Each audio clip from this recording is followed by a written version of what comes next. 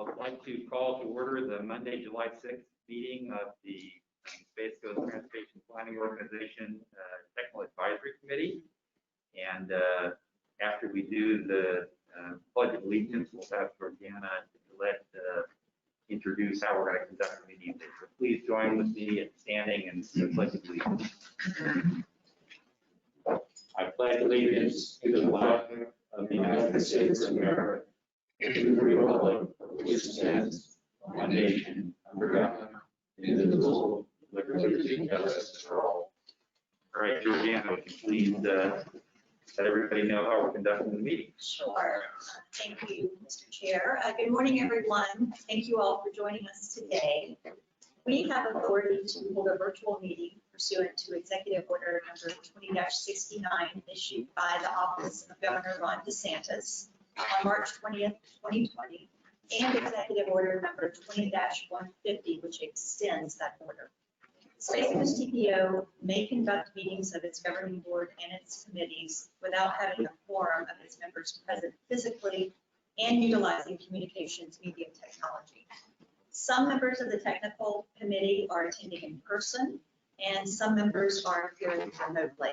In regard to access to the meeting, the agency is using GoToWebinar. This is a cloud-based platform for video and audio conferencing and chat across mobile devices, desktops, and phones. Sarah, I'll turn it over to you to review some of the housekeeping items that everyone needs to understand. Good morning, and thank you for joining us both in person and online. For those attending virtually, we ask that you please keep yourself muted to minimize any sort of background noise coming from you. For those that are members who are in as panelists, so you are able to mute and unmute yourself as you wish to speak. If you have any questions, you can also submit using the questions and comments bar, the chat box. For the voting process, motions will be taken both verbally or via the chat box, as well as also in person. So obviously, the first two people to answer, whether it's in person or online, will be the first and the second to the motion. If a member is attending virtually and we do not hear a vote of any kind coming from them, it will be assumed that they voted in favor or. Maura, I will turn it to you for attendance and quorum.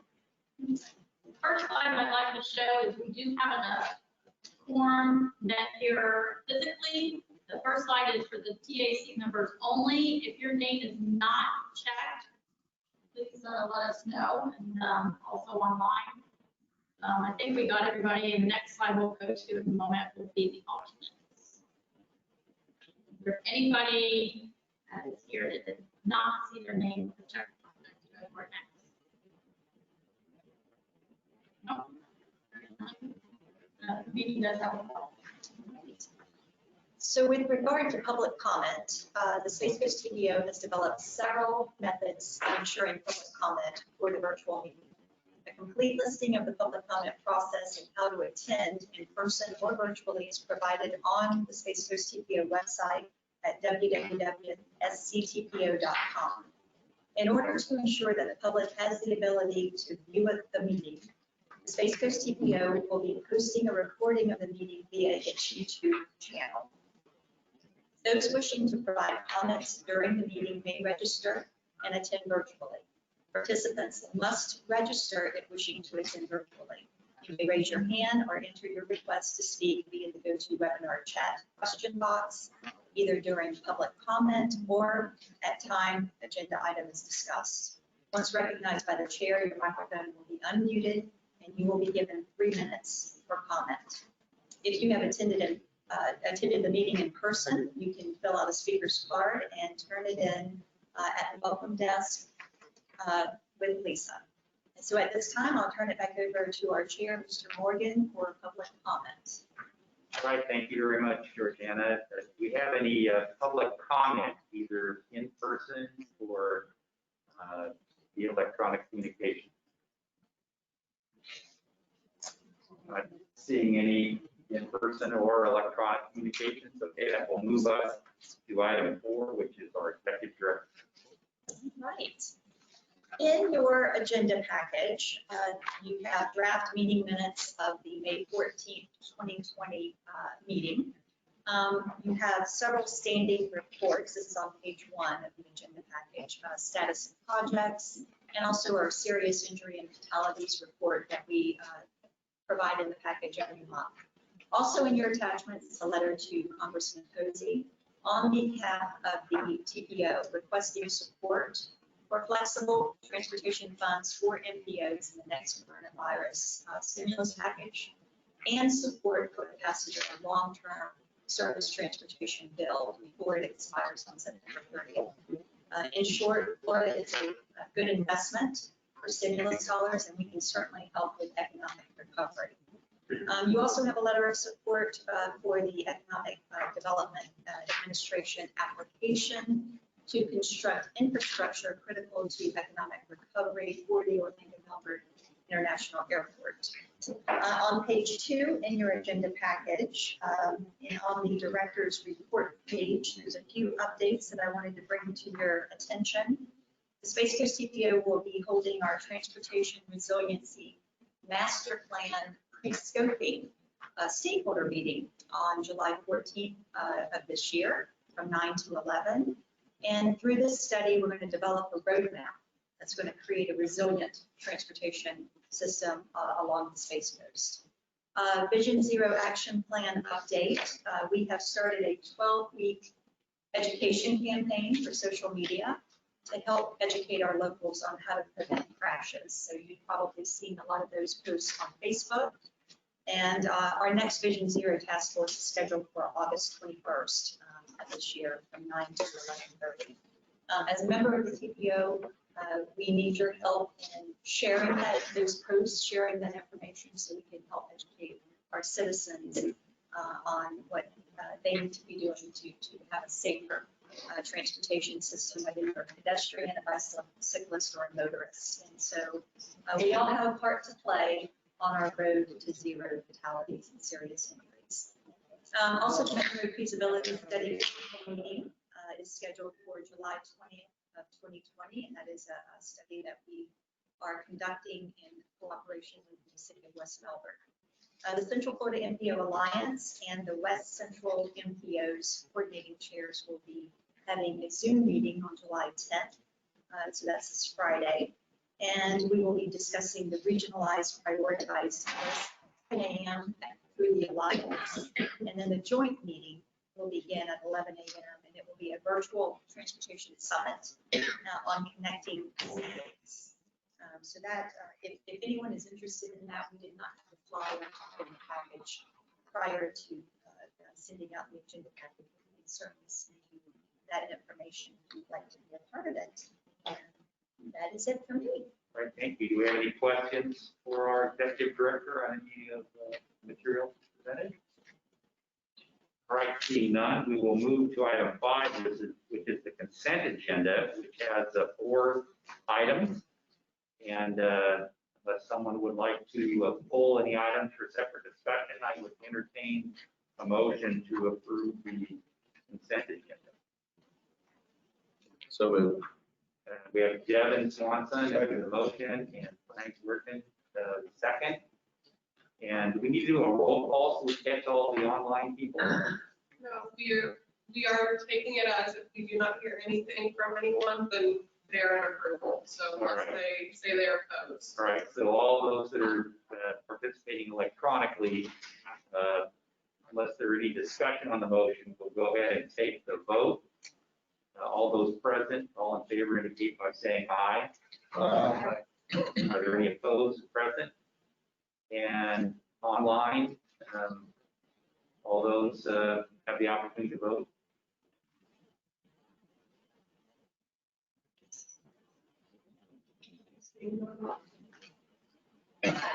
Okay, the consent agenda is passed, all 4 items. That takes us to item 6, which is our action items, and 6A is our fiscal year 2021 project priority.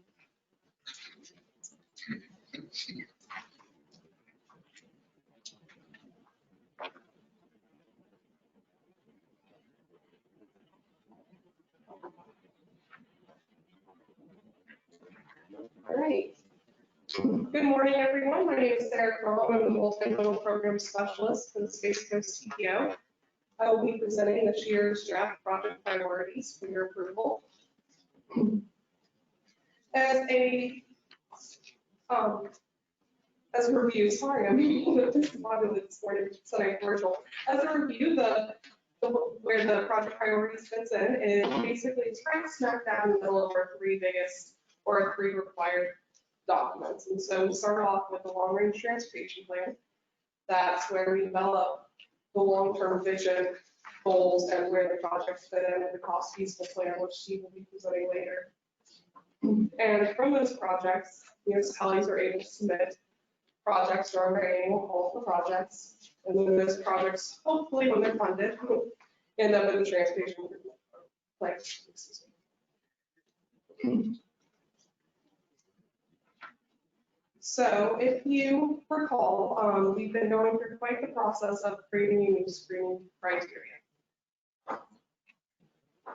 And through that process, part of where we're at now is basically local governments were able to submit project applications from March to the end of May.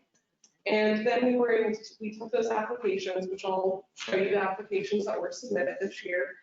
And we were able to basically go through rank them with the screening criteria that was developed, which I'll remind you of in the next slide.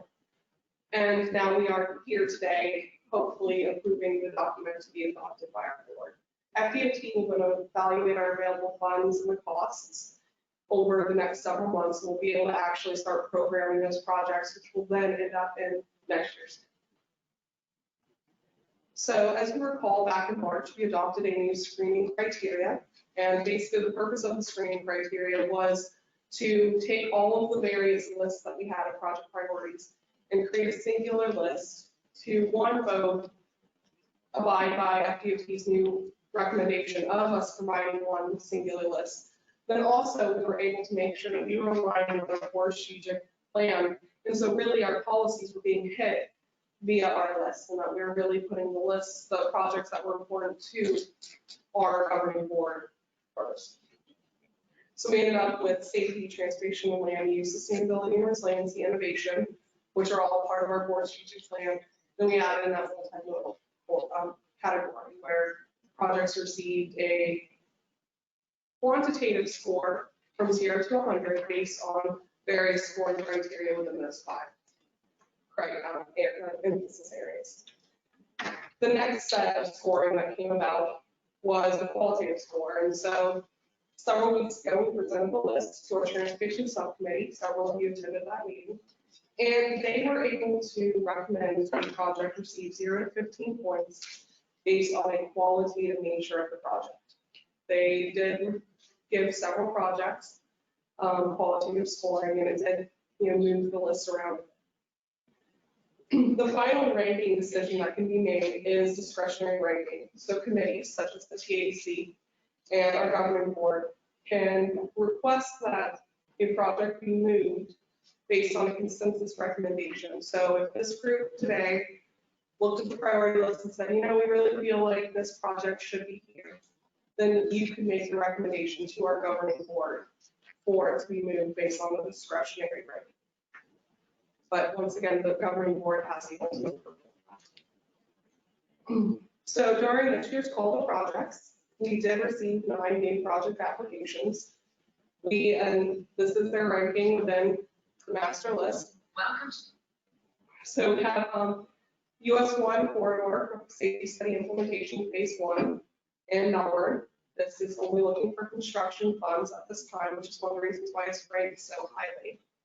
State Road 501 Clear Lake Road Access Management Project, which is looking to get funded for a study. Malabar Road widening, St. John's Heritage Parkway to Mitten.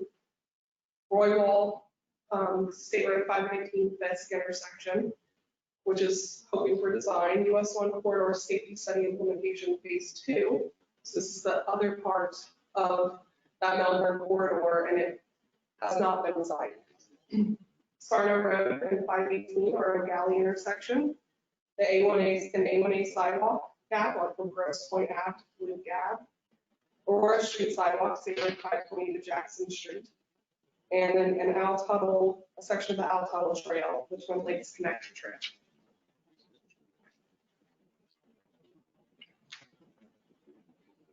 Okay, I am not advancing. Laura, can you?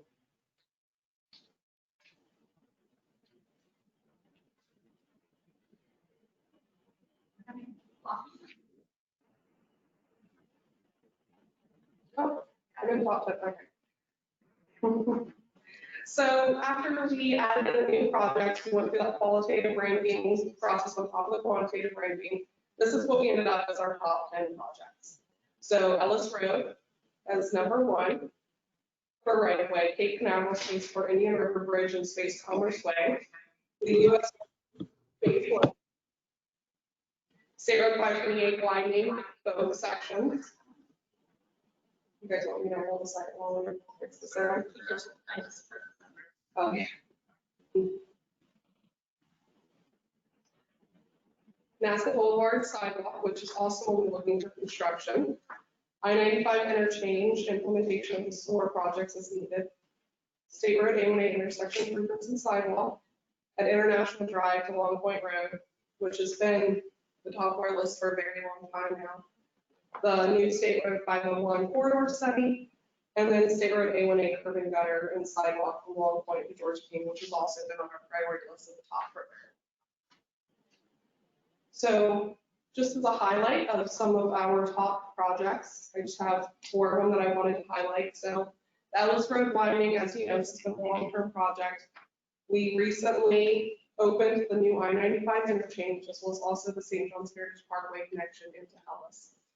And so this is a really important project right now for the economy and really connecting into those economic generators in the Orlando Melbourne International Airport. So as of right now, about an additional $10 million is needed right away. And then we'll be able to move on to construction. The other big project that I wanted to mention, and this was also another project that ranked very highly, it's number 2.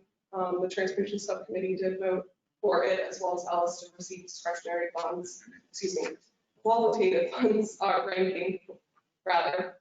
And this is that NASA bridge, the Indian River Bridge replacement, as well as also an ITS and widening on Space Commerce Way. And it has received $90 million from an grant. Finally, the last one I wanted to bring mention to is the A1A Cape Canaveral project, which has been up at the top of our list for a very long time. So the first one is Long Point Road to George King Boulevard. This includes curb and gutter and multimodal improvements. The project is currently under design, and it is going to be a very expensive right-of-way project. But this is a great community project that'll do so much for the Cape Canaveral area. The second one is the International Drive to Long Point section of A1A, which includes intersection improvements and as well as also sidewalk. Once again, it's under design, right-of-way is partially funded, but once again, it's something that'll just really do so much for that area along A1A. So just as kind of a snapshot of what our project priorities looks like, we have a total of 57 projects. The bulk of them are looking for design funds at this time. And as you can see by project type, they're mostly capacity and intersection projects and bicycle pedestrian trail projects. So I feel like they're very balanced and that we're focusing on all roadway users. So with that, the project priorities was included in your agenda package, and I would like to request a motion to adopt the fiscal year 21 list of project priorities. Right, we have the questions for Sarah. No questions, look for discussion, motion, your pleasure. Move for approval. We have a motion from Cliff Graham. Second. We have a second from Frank Weir. And discussion. Anybody electronically to raise your hand and discuss?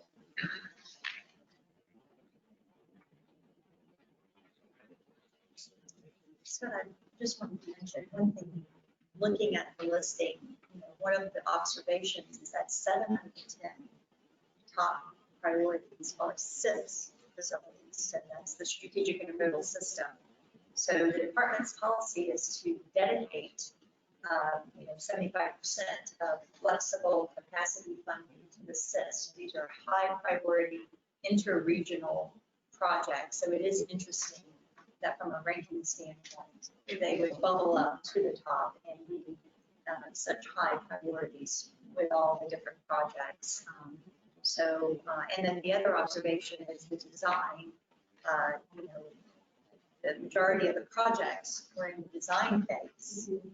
And so, what I'm deducing from that is that, planning and PD&E, they're not as expensive necessarily. And moving through a planning and PD&E project can be done relatively simply, but getting into design, that's where all of our projects are stuck in the design phase, because the right-of-way and construction is so expensive, specifically the right-of-way.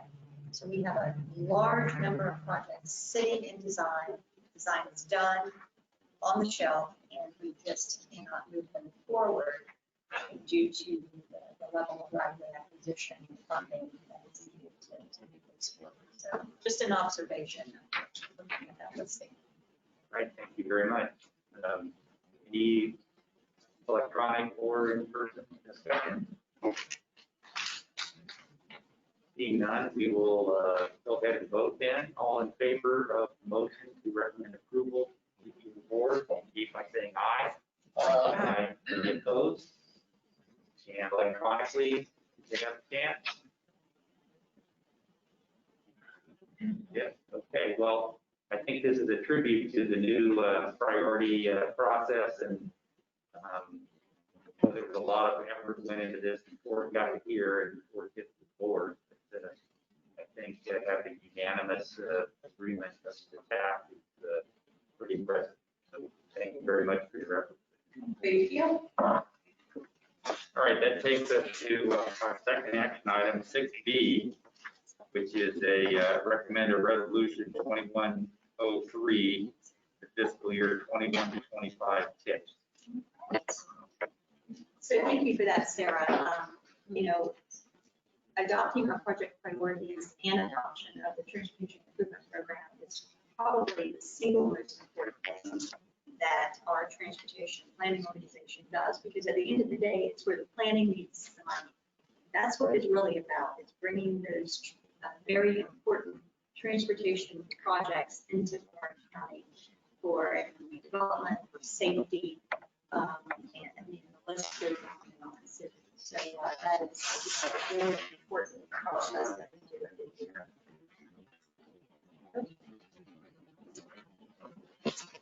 Sarah, your thoughts?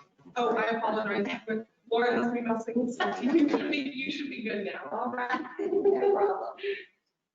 Okay, so adopting the TIP is one of our federal and state mandates, and it's a listing of transportation projects that are funded in the DOT work program over a 5-year period. So we're talking about from fiscal year 21 through 25. And it begins with the long-range transportation plan, which Stephen is going to talk about a little later. And from the long-range plan, projects are submitted to us for the priority list. Sometimes those projects come out of our master plans, which are incorporated into our long-range plan, our bicycle pedestrian master plan, our IPS master plan. And then once a project receives state and federal funding, it gets input into the DOT work program, and that becomes part of our transportation improvement program. So this is just a timeline. The TPO approves the priority list. We approved our priority list July of last year. That was last year's priority list. Then the DOT created a draft tentative work program in the summer and fall of last year. And then today we are adopting the final TIP that reflects those projects that were incorporated into the work program last work program cycle. So we are going to be operating under the fiscal year 21 through 25 TIP, and federal funds are always available October 1st, 2020. So just to kind of give you an idea of how much money is in our transportation improvement program, there's $964 million in fiscal year 21 and 25. And this is funding coming into Brevard County. And of course, this is state, federal, and local matching funding. And if you look here closely, highway and bridge capacity, there's about 78 million going to that section. Bicycle and pedestrian, we have technology, maintenance of our roadways with $141 million programmed on projects, transit, aviation, and the largest amount of funding is at the spaceport and seaport, specifically the spaceport projects. These are projects from the Spaceport Improvement Program. It's state funds that has an aerospace partner match. So it is bringing a lot of private funding into our area. So this is very significant. So that is why you see such a large amount. Specifically, if you look at the TIP, a lot of that funding is for the spaceport projects. And so the draft TIP was sent out to you via a link for a 30-day review. We held our open house, which Abby will talk a little bit about in our public involvement report, to talk about the TIP and the project priorities. It was very, very successful. But we are asking for your approval of resolution 20-03, adopting our fiscal year 21 through 25 TIP. All right, thank you. Do we have questions for our executive director? All right, I thought the document's 130 or 40 pages, very well put together, meets all the federal requirements, obviously. And, a lot of effort on locally as well as the Department of Transportation. But there is discussion. We would look for a motion to recommend approval of the resolution of the board. Make a motion to recommend A approval. motion from Terry Jordan. Is there a second? I'll second. A second from Devin Swanson. And any discussion, either in person or electronically? Raising their hand electronically, okay. If there's no further discussion, all in favor indicate by saying aye. Aye. Any opposed? All right, motion carries unanimously. That takes us to our third action item, which is the direction regarding the SR 528 waterfall and model. So Scott, I think I will start this one out. This is going to be a three-part presentation. I know that we have some new members on our committees and the TPO governing board that started the first part of the year. And so we want to, I want to give just a very brief recap of some of the activities and discussions that have happened over the past year and a half. And the discussions were on opportunities and strategies to improve the health of the Indian River Lagoon as it relates to the 528 widening and the bridge replacements. So in 2018, I believe, the Canaveral Port Authority partnered with the Indian River Lagoon National Estuary Program and the council to complete a study of potential improvements to improve flushing of the IRL system. And this was based on free flow structure over the lagoon. In February of 2019, we received a presentation from Dr. Gary Cirillo with FIT on the results of the numerical flushing model. In June of 2019, Dr. Cirillo submitted an addendum to the flushing model in response to some of the questions from DOT, because DOT did review the model. The addendum to the model indicates a measurable improvement of flushing through the north compartments of the Banana River, higher than the original report. In July of 2019, DOT presented on the environmental projects that they are proposing in the 528 widening project as it stands today. And they were specifically targeting, some of the bad stuff in the lagoon. So that is what they were focusing on. They also discussed the process, the timeline, and the costs if it was decided to incorporate causeway removal and longer elevated bridge spans. So in other words, a longer elevated span over the Banana River in the presentation, that adjustment could be made to the current design, or it would be an option to the current design.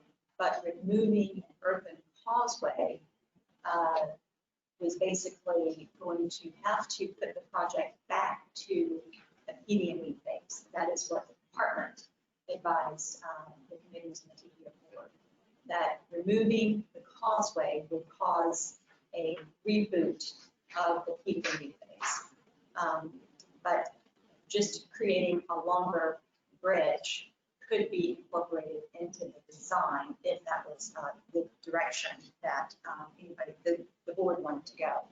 So in August of 2019, the Canal Port Authority hosted a very broad stakeholder meeting with the resource agencies and DOT. And it was very informative, productive, and I think it helped everyone to understand the challenges and the opportunities in this project. And it really went a long way to building relationships and partnerships with all the different agencies and the resource agencies. So in September of 2019, the St. Johns River Board of Management made a formal request that we consider pausing the development of the 528 widening, the design, for at least 6 months so that they could conduct a water quality model. And they wanted to find out what, if any, water quality benefits would be realized with the reduction or the removal of the Banana River Causeway. And so that brings us to where we are today. Mr. Mike Register with St. Johns River Board of Management will be first up, and he will discuss the findings of that study. And then after Mike, Dr. DeFries will be coming up, Director of the IRL Council, and we'll discuss the other ecological considerations for the IRL.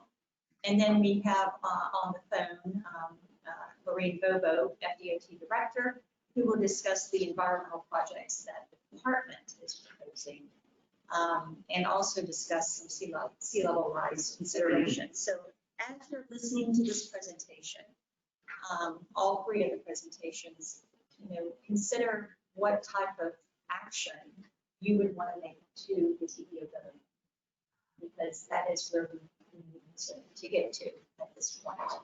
What do you feel is the most appropriate action from this point forward as far as the future of the design for 528? So with that, I'll turn it over to Mike. Thank you. She said, my name is Mike Register. I'm the director of the Division of Water Supply Planning and Assessment, and that's where our various surface, groundwater, and geospatial modeling groups are housed. And I'm here substituting for Tom Craig today. She covered pretty well in that introduction. So the district did agree to refine our water quality model for the Banana River, just to see what the effect of removal of the causeways at 528, 520 would have on any, or whether it yield any improvement in water quality, with the most interest being in phosphorus and nitrogen. So our efforts focused on nutrients and chlorophyll, but salinity and temperature also track some of the results. The data that we used was water quality data from over a dozen sites that are shown here in the slide. There in the Banana River that we used to tune the model. We also updated hydrology, and it can be noted that the hydrology of the model matched very well with Dr. Zarilla's model that was developed independently from the district. Get right into the results. This shows total phosphorus simulated versus observed. It might be a little hard to see the squares there are the actual observed data, and the line is what the model predicted. And you can see that it's correlating very well with the observed data. This is for chlorophyll A for the same time period, and you can see that it's also correlating very well. There toward the end, it's super bloom. You can see although it increases in magnitude similar to super bloom, it doesn't quite reach the high levels that were observed during the area. But the modeling team is very confident in the model's performance, especially looking at changes between conditions. So here is the actual comparison of the existing condition versus the removal of the 528 bridge. With the existing condition being the park line and the 528 removal being the green line, you can see that it's very hard to distinguish any difference between the two. This is looking at chlorophyll change with that 528 causeway removal. Here's another way of looking at it. This is a heat map of the average chlorophyll for June 2011. They're right as the super bloom was occurring. And you can see that between the two pictures, there's very little difference in the levels of chlorophyll that were predicted by the model for the condition. And the one on the right is actually with the removal of both the 528 and the 523. So why didn't we see much of a response? Primarily, I believe it's the little or no tidal change in the Banana River. Therefore, the amount of time that the water spends in there remains very, very long. In some cases, up to 1,000 days in some areas. So we saw very little difference in the water age, maybe as much as 10% in some areas. However, the overall residence time for that's predicted is still long enough to see that primary production of chlorophyll A growth in the Banana River. And one caveat is that we did see some changes in circulation patterns within the Banana River that could have an impact on the Oregon growth. However, it wasn't that part wasn't looked at without the data on that specific species. And we also used the model finally to look at the changes that would occur, be expected to occur, predicted to occur by the model by putting the TMDL condition versus the current condition for chlorophyll A. And then, again, this is for that June 2011 time period. And you can see this is with both the causeways still intact. The only difference being that the TMDL for inputs was seen. And you can see that there's a significant change in the chlorophyll A response. So although it shows that there would be some increase in algae, it would have been much less. That concludes the information for the modeling update.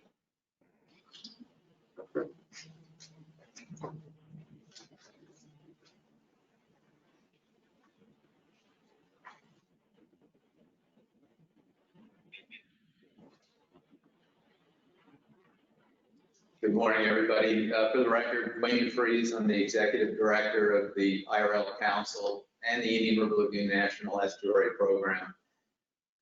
We've been at this for quite some time, and I want to first thank TPO, Water Management District, FDOT, and all the partners. I mean, this is pretty historic that we're having a conversation like this, about an infrastructure improvement. And I get the challenge to see if I can't wrap this into a big picture view to help maybe guide your decision making today.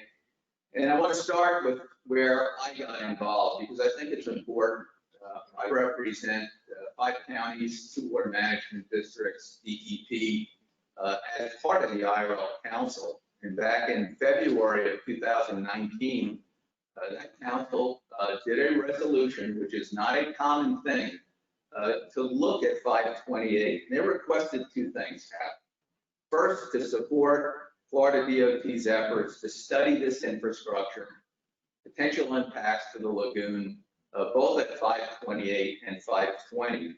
And they encouraged, this is a quote, they encouraged the inclusion of any and all infrastructure improvements that will benefit the lagoon, the economy, and the resiliency of essential transportation corridors and infrastructure, which is really what you are all about.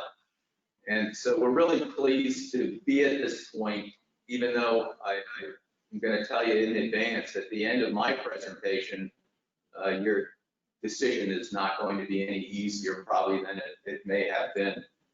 So I want to just begin by showing you what we know, give you a broader kind of context to the models, tell you what we don't know, and then give you some conclusionary remarks about how we move forward. And so first and foremost, the Indian River Lagoon is naturally a system as a lagoon that does not flush. Banana River, of all of the natural segments, are the least flushed, along with Mosquito Lagoon. And Banana River has also got a lot of development. So that narrow, shallow, low tidal influence, we call it microtidal, makes it very vulnerable, to any land-based impacts, whether it's from roadways, septic, sewer. And if you look at this picture right here, you can see that causeways have just compartmentalized these segments even more, making those segments more vulnerable to any of those human impacts. But those causeways in and amongst themselves alone are not what's driving the water quality problems. It's really the other things. It's the septic, it's the stormwater, it's the roadways. It's all of the inputs of nutrients, sediments, changes in fresh water. That's what's driving water quality changes. And we are not the only system to look at this. Tampa Bay, down in the Florida Keys, and I've looked at those reports carefully. And my cautionary note here is while there was significant improvements down in Lake Surprise, for example, in the Florida Keys and Old Tampa Bay, that we have to be cautionary because this is not the same kind of system. We are a low flush system by our very nature, unlike certain areas of Tampa Bay. And so you can't say, well, they had really good improvements at these other two sites. We will see improvements similarly in the Indian River Lagoon. And I think the model that the Water Management District just showed you, those results show you that the driver of these impacts are really what's going on in the land-based use, and that the causeways themselves just make us more vulnerable. So with that in mind, it's also worth noting that it's not just causeways. The Indian River Lagoon is no longer a pristine system. It hasn't been for decades. Some of the largest impacts to flow are not just those causeways, but other impacts to natural features of flow and wetlands. And I just showcased Kennedy Space Center and the Crawler Way, which literally dissected the Mosquito Lagoon wetlands and flow from Banana River. So we've got 60 to 100 years of impacts. And the answer here is that, retrofitting a causeway isn't going to get you to where you want to be by itself. And we are not going to revert back to where we were 60 to 100 years ago. So we need to have a forward-looking, view of how we restore to some stable or at least sustainable system. And you all know, and this is a video that I'm not going to show, we see it every time we get, impacts with wind, storm surges. Causeways are not just impediments to flow, but causeways also create a lot of turbulence, both refraction and reflection as those waves get pushed around. And this happens to be a picture of a very minor northeast storm just this spring on O'Galley Causeway, literally where I stepped out of my car to take the picture and had, the full spray come over and soak me. And so we know that these systems, as they were constructed previously, have vulnerabilities to both storm surge, sea level rise, and just, this wind effect that creates erosional shorelines. But here, the biology is important, that high energy refraction is a difficult life if you're a seagrass. It creates turbidity. So there are a lot of impacts that causeways, deliver. And a lot of it is about how you design both that shoreline, the elevation, and what you do adjacent to that.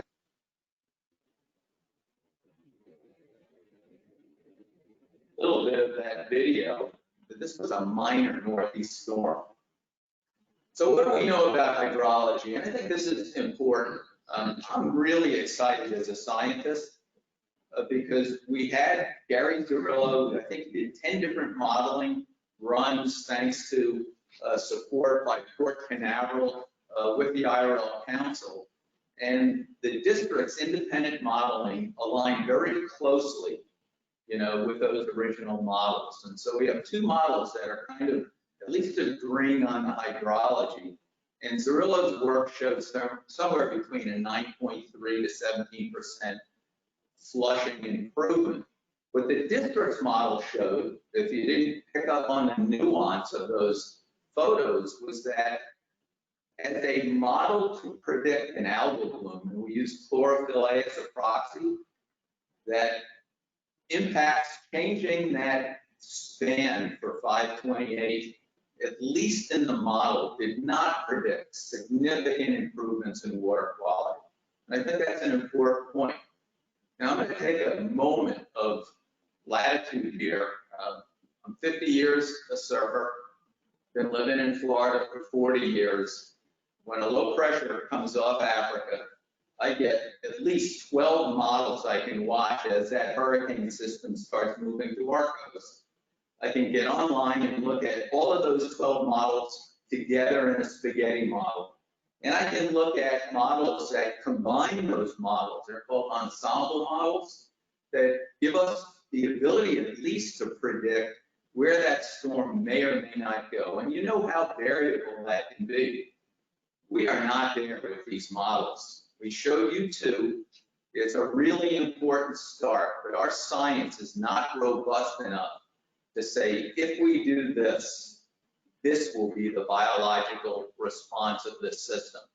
And so we're giving you the best science we have at the moment for this system, but we are at the very beginning of really being able to predict, how our interventions and our restorations would move forward. We mentioned this a lot in previous discussions. I won't mention it here, but there's been a lot of discussion about sea level rise projections. Congratulations to Space Coast TPO. You've been taking a lead at looking at vulnerabilities of these causeways. This is a design issue that I know DOT and you all are talking about. You should continue to do so because that is very much that forward-looking decision-making process where we know we have risks, we know we have vulnerabilities, and we are building this system, this east-west corridor, not just for today, but for some of the impacts that we know are coming. And if we look at Gary Zurillo's sea level rise considerations, when we start to look at storm surges, and this shallow nature of the lagoon, this is also difficult modeling, scenario work, because we're not tidal. And so a lot of it depends on how hard the wind blows, what direction it's flowing, and what it means basically is just we need to be thinking ahead. Not just lagoon water quality, but on the safety of these corridors with sea level rise. And we know that flow matters. I can go all the way back to DOT studies in the 1980s. I'm a marine biologist by training. Every organism in the lagoon is impacted by water flow. The seeds from mangroves get transported through that system because of water flow. The tiny larval fish that become the tarpon and the redfish and the trout that we catch, their migration patterns are impacted by water flow. And these causeways have changed water flow historically. And you can see this just in this diagram from 1980. So water flow does matter. And we need to be thinking about it as we build transportation. And what we don't know yet, and I mentioned it already, is that we do not know, how much pressure it's going to take through our projects and through our interventions in order to keep this system healthy and sustained and restored, not just over the next 10 years, but beyond. But I'll give you an idea of the context of your decision based on the context of the decisions that we at the IRL Council and National Estuary Program are making. This is a big infrastructure project. There's no question. And your decision whether to move forward or not move forward is going to impact both timeline and cost. I just had an update of our project list for Indian River Lagoon restoration just the last 2 weeks. Got over 1,000 capital improvement projects, which includes some monitoring, habitat restoration, septic to sewer, wastewater treatment plant upgrades. Those 1,000 projects, which are only a portion of what we need to do over the next 2 decades, represent about $2.6 billion in projected costs. So I am really sensitive to and aware of this challenge of looking at what we need to do in the future, kind of the immediate costs now, and how do we make decisions. And these are tough decisions. 528 Causeway is an opportunity which we have taken to look at some of the risks, some of the opportunities, and you know, dredging back causeways have some inherent risks. So I want to leave you with a couple of thoughts. First and foremost, there are no silver bullets. You know, a causeway retrofit, no matter how you move forward, it doesn't change the long-term needs that we have to reduce pollutants, reduce nutrients, reduce sediments, balance fresh water. But maybe more important to this story is that we need to do exactly what we did in this project moving forward with every transportation project. That we have an opportunity to look at synergies and values and to think ahead about, you know, doing our due diligence and asking the right questions. And then even though those, you know, decisions may be difficult, you know, I want to leave you with a thought. So I drove over here and I stopped on the Banana River just to be able to say I looked at it this morning. And those of you who live on the Indian River Lagoon or on boats are aware that over the last 6 to 8 months, we have had water clarity improvements that are some of the clearest water conditions that we've seen since before 2011 and the super bloom. The bad news is we have not seen restoration of seagrasses to any great degree, but water clarity is back. And this shows 2 things to me as a scientist and somebody who loves the system. Number one, you know, a drought has allowed this water quality to recover, and it shows how resilient the system is if you stop those inputs. And number 2, it also shows that causeways alone, you know, are not the driving contributing factor to poor water quality. It's those inputs. And so where we are today, really, and for you and this idea, this challenge of looking forward, you know, you should make a decision to move forward with design as is, then both the opportunities and responsibilities shift to that possible 9 to 17% improvement in flow, which is not insignificant. That burden of opportunity then shifts over to what do you do as you build. So it's going to be the mitigation strategy. It's going to be how you build those shorelines, some of which is not, you know, DOT's responsibility, but will fall to the local partners. You know, how do you handle erosion and runoff, you know, and shoreline restoration, including habitat restoration. So today you've got, you know, the beginning of a challenging, you know, discussion and decision point. But know that no matter which way you go on this, I feel comfortable as the executive director of the NEP coming back to my board and saying the TPO, you know, DOT with some really big support from St. John's with this new model, and of course the funding from Port Canaveral. But we did our due diligence. You know, we still have uncertainties, but that you have the best information you have to make an informed decision. So with that, I'll end. Questions?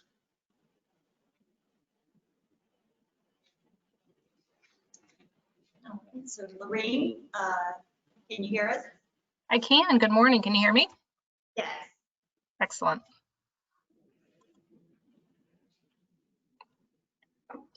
All right. So my name is Lorene Bobo, and I am the Director of Transportation Development for FDOT District 5, which represents 9 counties in Central Florida. I'm going to present to you today just an update on our State Road 528 project, including some environmental look-around opportunities that we've identified, and discuss a little bit about the sea level rise analysis that we completed. Next slide. So we did complete our PD&E study in 2006 for both segments, the -3, which runs from US 1 to State Road 3, and -4, which is the project we're talking about today, from State Road 3 to the Port Canaveral interchange there at 401. We are under design with both of them. We have halted the design of -4 over the past year to help continue the discussions that we're continuing to have today. Our right-of-way is programmed in 2024, and our construction is looking to be in the early 2030s. All right, next slide.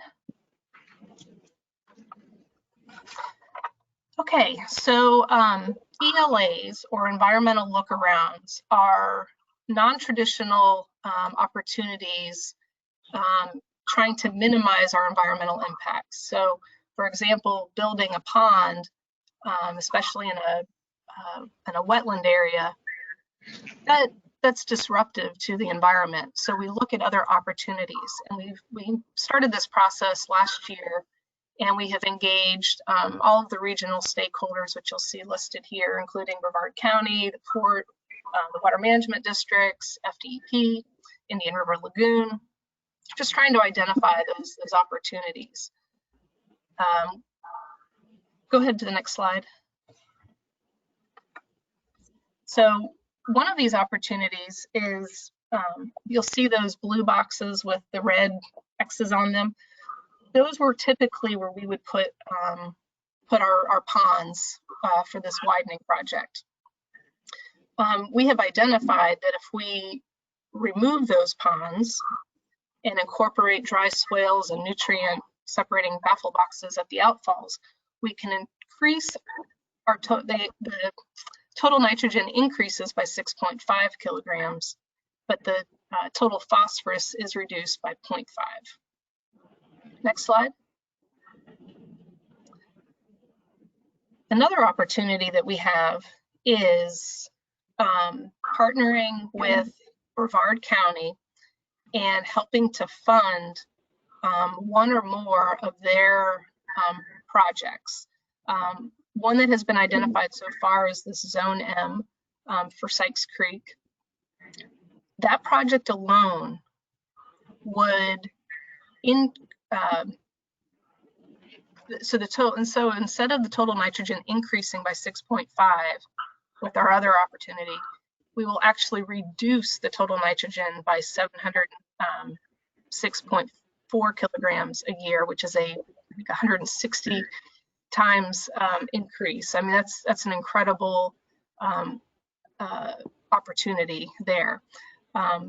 If needed, we could look at other opportunities as well. Brevard County has identified some other projects that we could possibly participate in. Next slide. Another opportunity we've looked at is eliminating some offsite ponds, which would reduce our wetland impacts, and helping to enhance the mosquito impoundment area.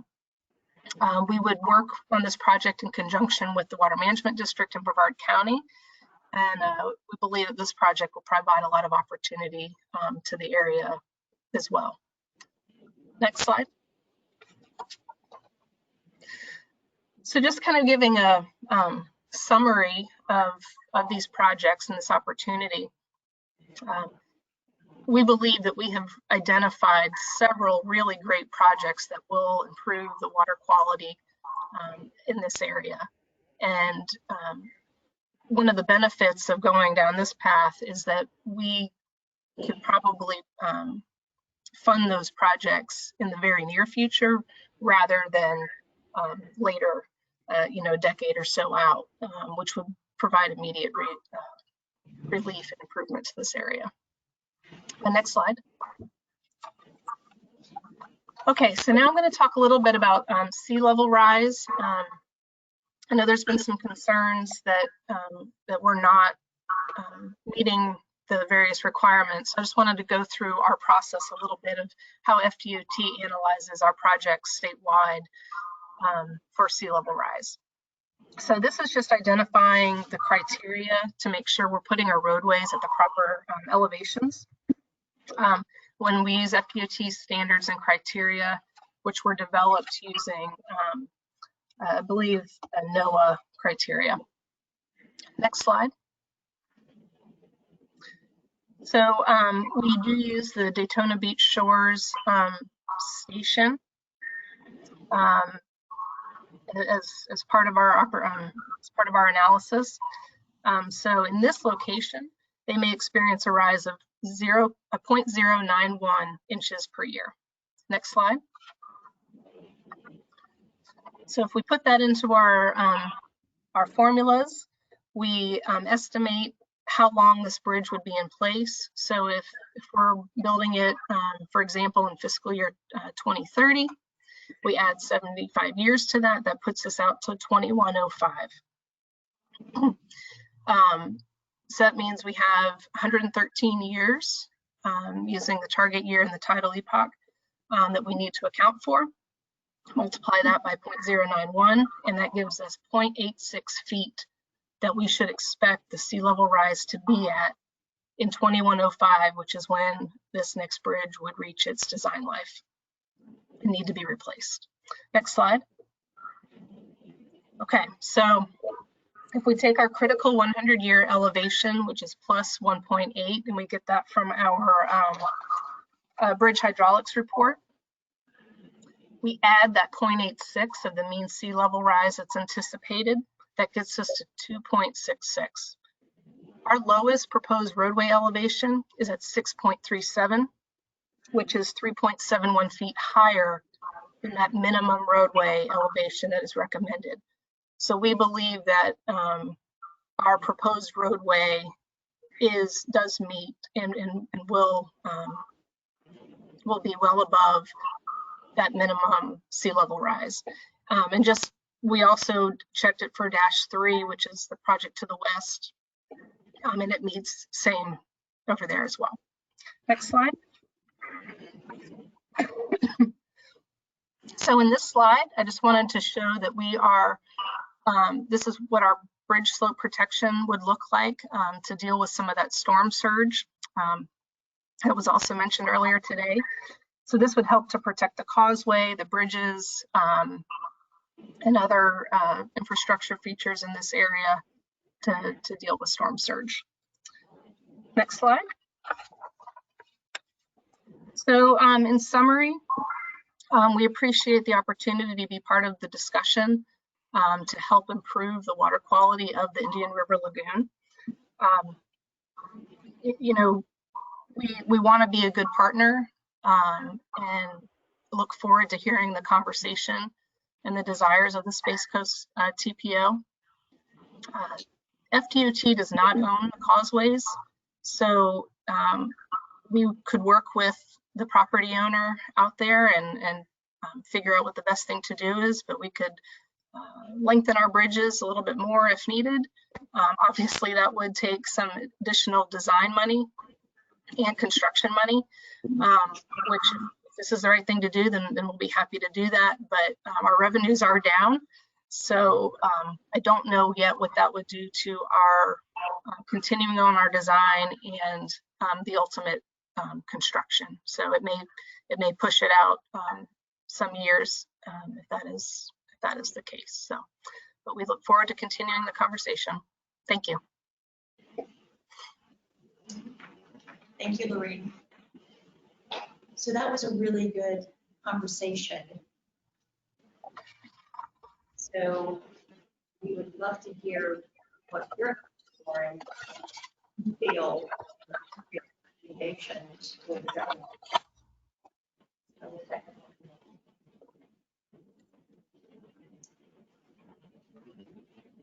Any comments from anybody present or online? Couple questions, Cliff. Yeah, I'd like to try to understand some things about the costs, specifically costs related to the removal of the causeways versus maybe the costs associated with the environmental lookarounds that were mentioned. Is there any way to get an answer to that today? Or Love the cost benefit. Lorraine, I know that in a previous presentation, there was a lot of discussion about the costs. Right. But has there been a comparison looked at? Can you answer that question? So what FDOT looked at was the lengthening of the bridge, and that's about a $47 million cost to lengthen the about 2,000 more feet than we currently have. I think we're at 4,500 feet is the current length of the bridge, and so if we expanded to 6,500 feet, it would be an additional $47 million on the $216 million current projected cost. The actual cost of the causeway removal, I'm not sure about that, but I can speak to the lengthening of the bridge cost. And Lorraine, is that because we just don't have the information on what it would take to remove the causeway? I think it's, yes. I think it's something that we would need to explore from both an environmental standpoint and just cost of removal. I would imagine that there's a decent amount of permitting from various agencies that would need to happen, and I don't also know how long that process would take. It's just an unknown. I can talk to my environmental folks, but I'm not sure that we've removed a lot of causeways either, so we may not be the best ones to answer that question, but we can certainly try. I had a question about time frame. Proceeding with the current span and the look around mitigations, contributions to county projects. Is there a difference in delivery expectations as opposed to lengthening the span, sort of a redesign from where you are? Are we anticipating a different delivery schedule from those two alternatives? So the two alternatives being lengthening the bridge. Yes. Yeah. So we would have to, obviously right now I have funding for my current design. Our bridges are at anywhere from 60 to 90% design. So I would need to find additional funding for redesign to lengthen the bridges. I'm not sure if I have that in this fiscal year. I may have to wait till next fiscal year. The right-of-way isn't funded until 2024, so we've got a little bit of time from that aspect. Like I mentioned before, FDOT does not own the causeway property. So if we are able to separate the lengthening of the bridge from the causeway removal, I don't believe DOT would need to go back to our PD&E phase, because it's really an environmental document. Understanding how our project is impacting the environment. That being said, the port we could work with the port on looking at removing their causeway. If we don't have to go back to PD&E, that's ideal from a schedule standpoint. So.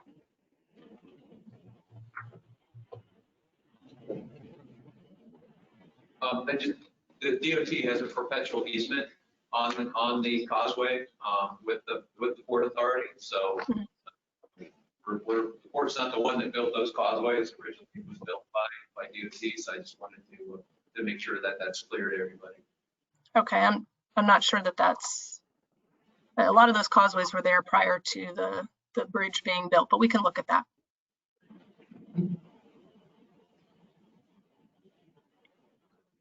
Scott, if I could quick, and I believe Dwayne mentioned it, you know, there were, I believe there were 4 resolutions that were passed. One was from the TPO.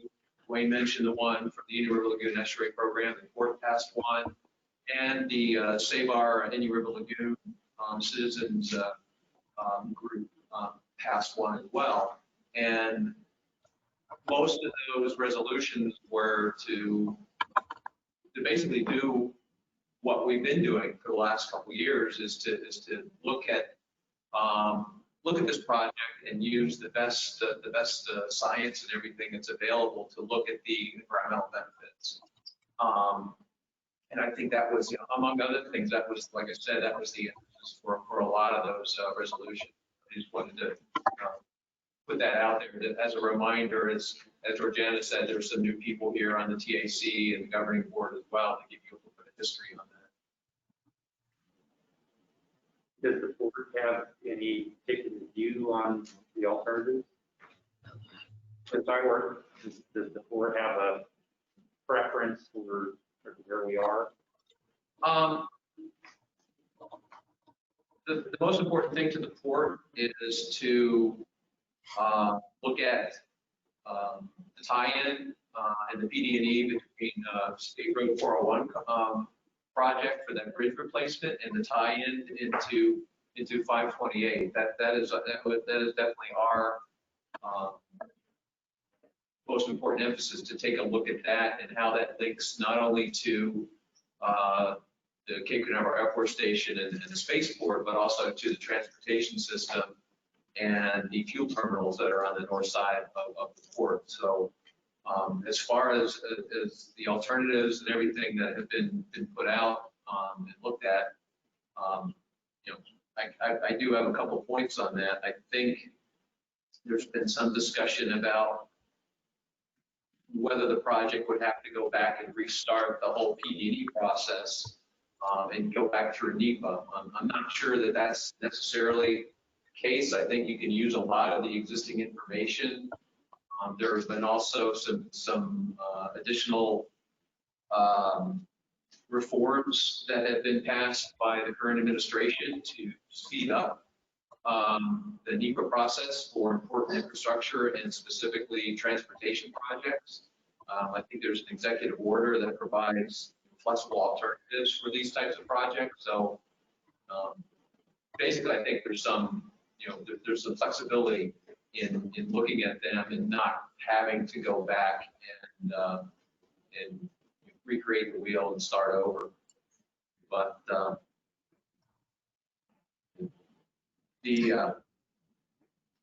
my personal opinion is, you know, having been on, you know, kind of like Dwayne, I'm an environmental scientist and a marine scientist, and I've been working on this stuff for more than 30 years, and about half that time was over in Tampa Bay.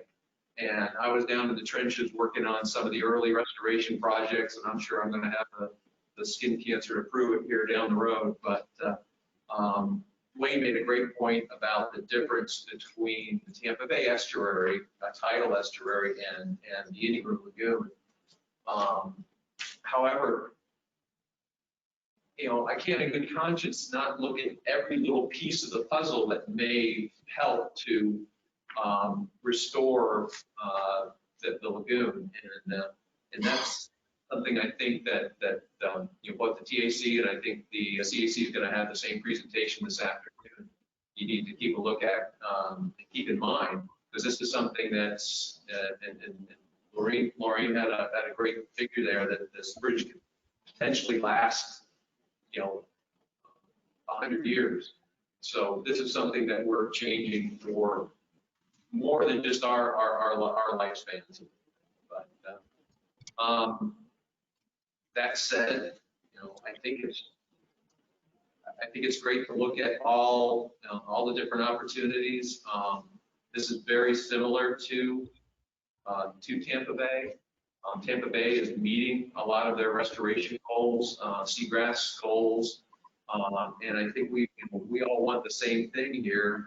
Very similar challenges to the Indian River Lagoon, and the same desire to bring back what's lost. So, with all the great work that he did, Dr. Zarillo, the Water Management District has done, again, I think this is a piece of the puzzle, but this is also incorporates into all the other projects that all the partners around the 6-county area of the lagoon are working on, especially runoff and everything like that. That said, we're certainly more than willing to work with DOT on this project. We have been working with them, and I think we have some really good science and information to consider. I would recommend taking a look at the sea level rise information. I'm not sure that that's the most current modeling that's been out there. It seems that that's gone up a little bit. So we definitely want to make sure that whatever goes in there, be it causeway, or if it is an elevated bridge that brings in a big sustainability component to it, that we're hitting that level, right? Because those numbers seem to change almost on a monthly, if not weekly basis on the future. So we do have a public comment. Okay, great. Online questions. I just want to follow up with about the difference in cost of the length of the span. How about is there a difference in the life cycle cost with a longer span? No, I don't think so. We designed to 75-year bridges either way, regardless of the length. Yep. Maintenance on a longer span is not any difference in the maintenance on a shorter span. Correct. It's not. It's negligible. Thank you. If I could share a couple points about the 401 bridge and the sea level rise, if that would be okay. Sure. Okay, so we did update our sea level rise numbers.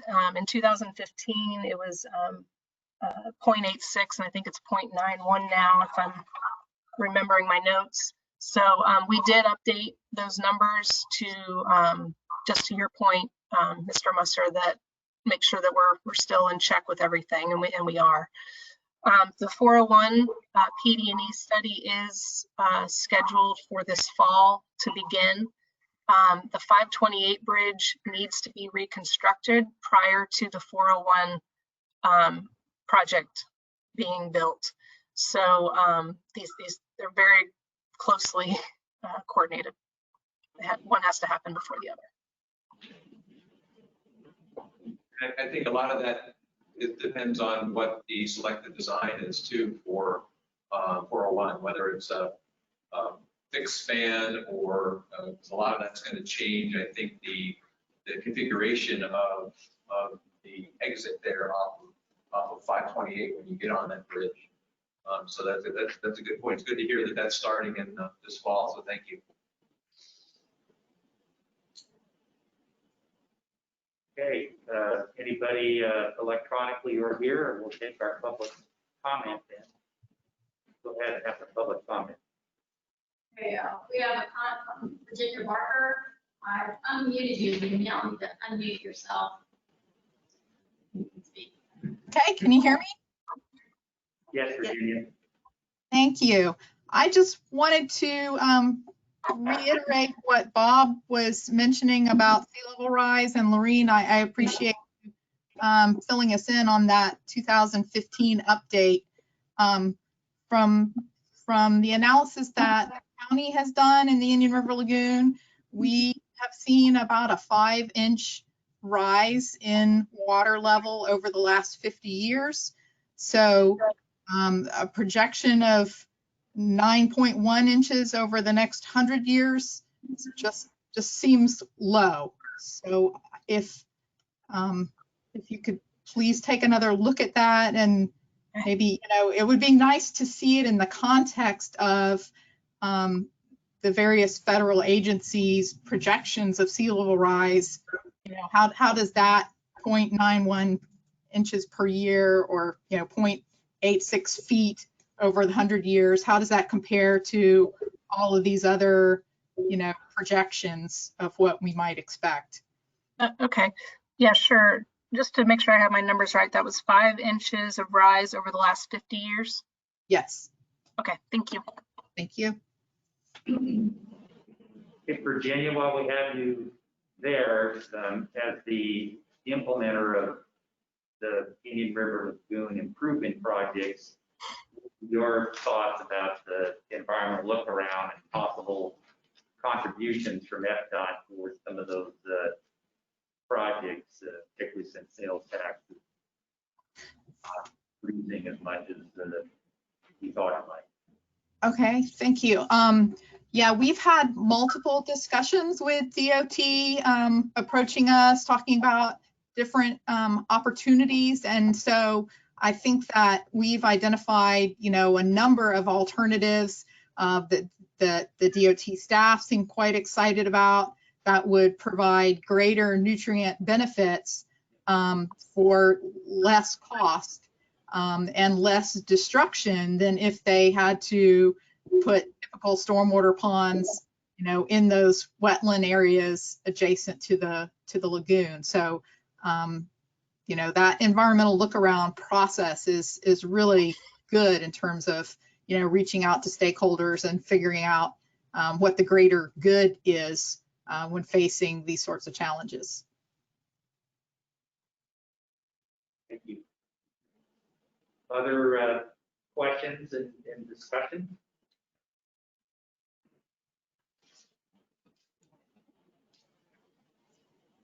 All right. I thank all the presenters, and we'll now go to the TAC members and look for some direction, perhaps a motion to advise the board on what we think the board ought to do.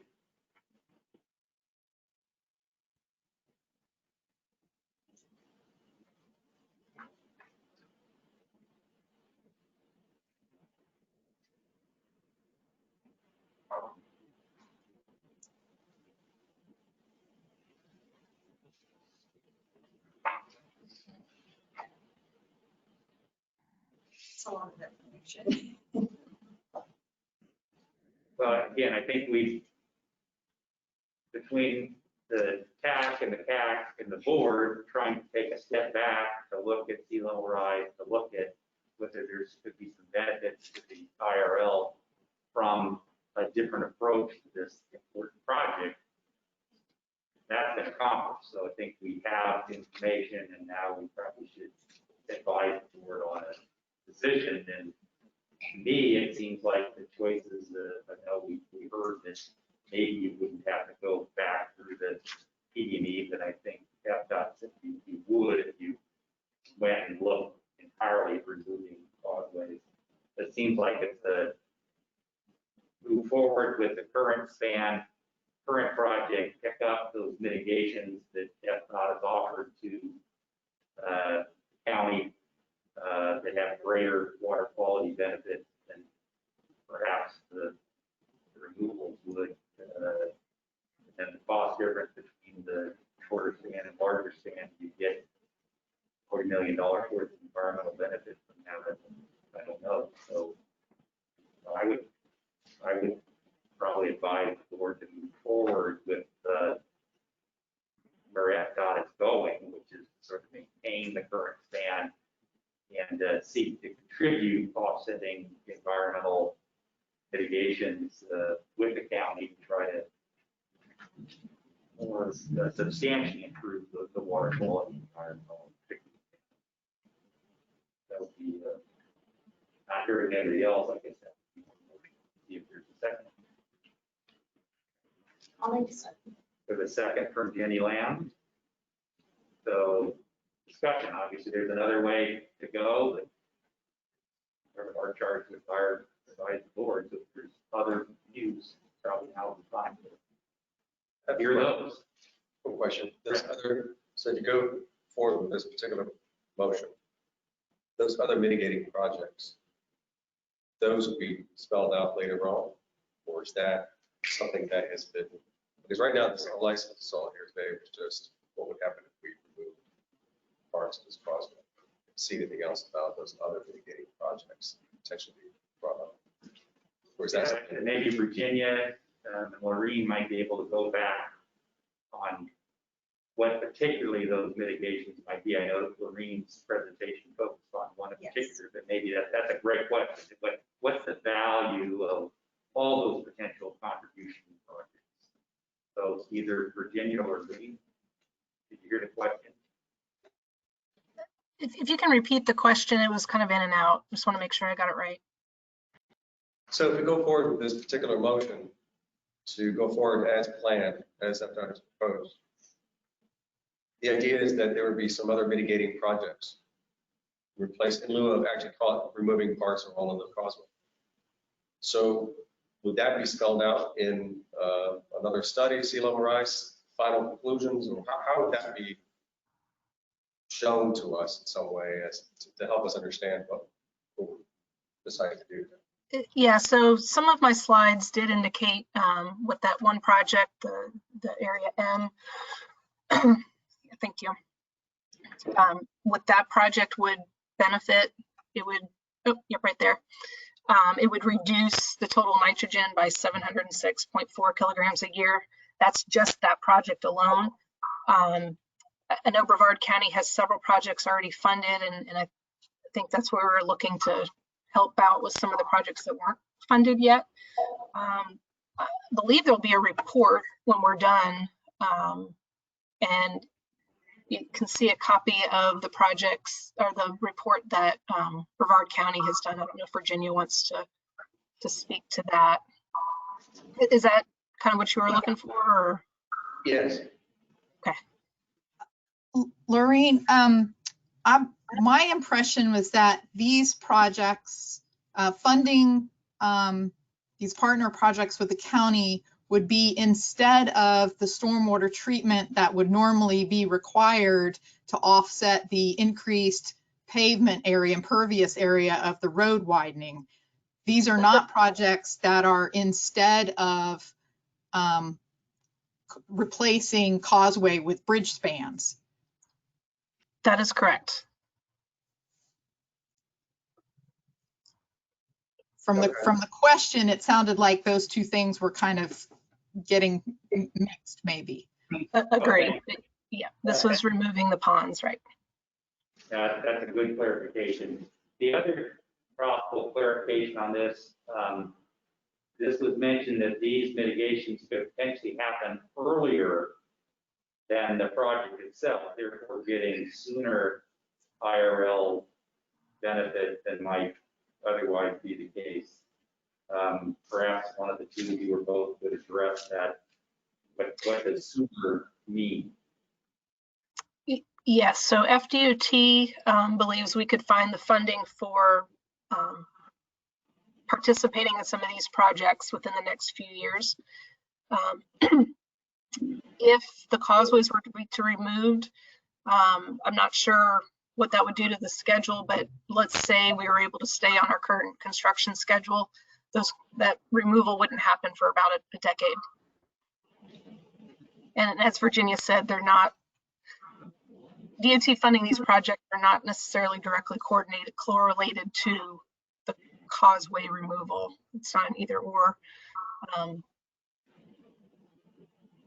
We just wanted to identify the water quality benefits that could be achieved by doing these projects. Did that answer the question? I think so. So all of these projects potentially could have a better benefit over long term, but this one particular, throwing all our money into removing parts of the causeway. Yeah, in terms of nitrogen removal. Yeah. I think the TPO, but the board probably needs to understand that. Yes. Other discussions from a different viewpoint? If I heard that correctly, so that there would not be a stormwater component to the roadway then? I think the discussion was dry retention, but not wet retention in wetlands. So there'd still be like the baffle boxes, things like that with the dry retention dam, something like that. And that would be excuse me, that would be included. In addition, you'd have the environmental mitigation, some sort of the projects that that Maureen presented. If I'm understanding, You're still doing stormwater retention, detention for the road. correct. But we're attempting to mitigate going into those wetlands and just building ponds. So these ELA efforts would replace those ponds, but we would also have to retain our water from our widening, yes. And that'll be done through, as Scott mentioned, through dry Dress. mentioned Swales. Yep. I don't know if you're going to incorporate like nutrient removal ban material or anything like that. I don't know that detail, but I can find that out. I'm sure we will be.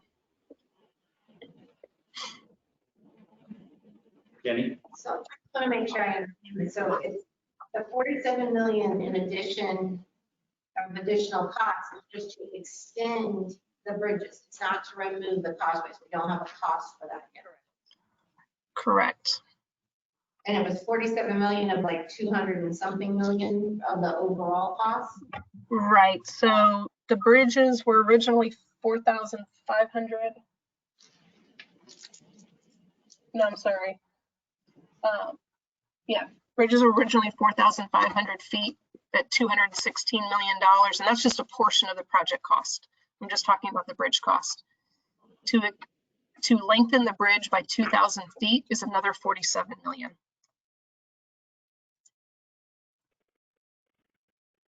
On top of the 216.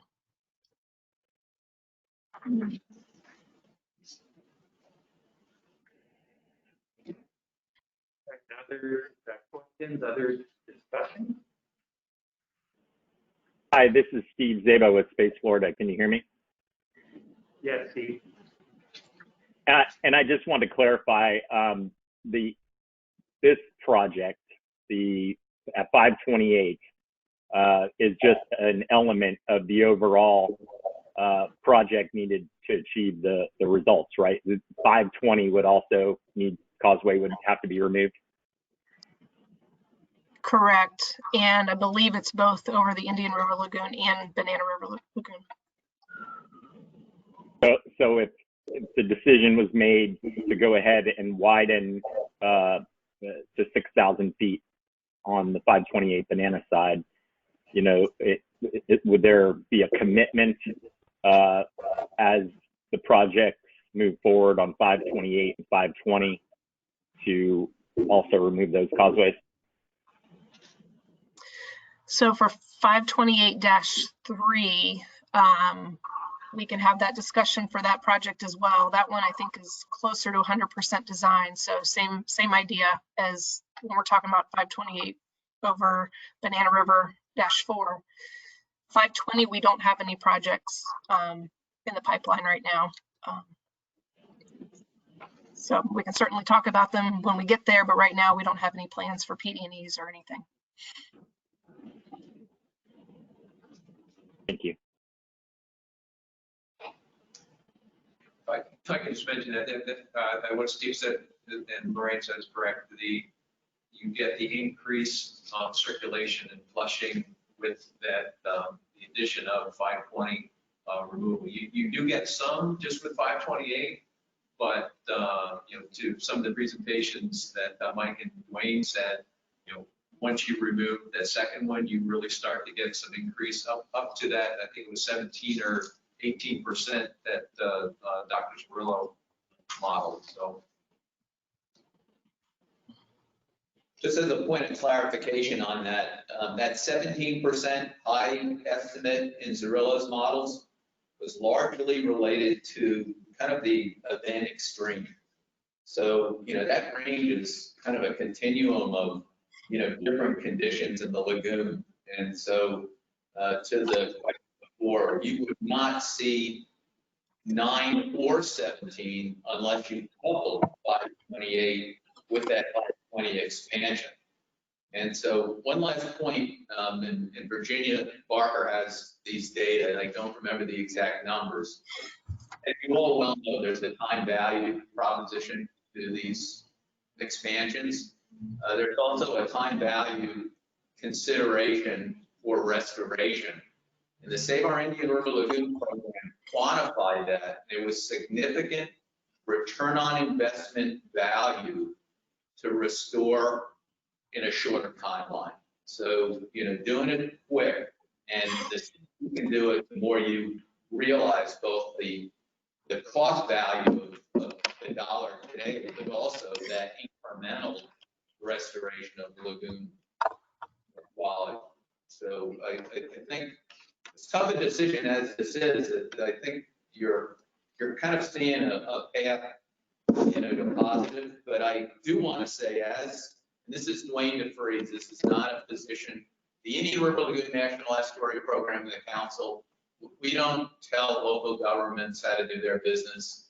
We're not telling SCTPO how to do yours. We're just trying to be helpful along the way.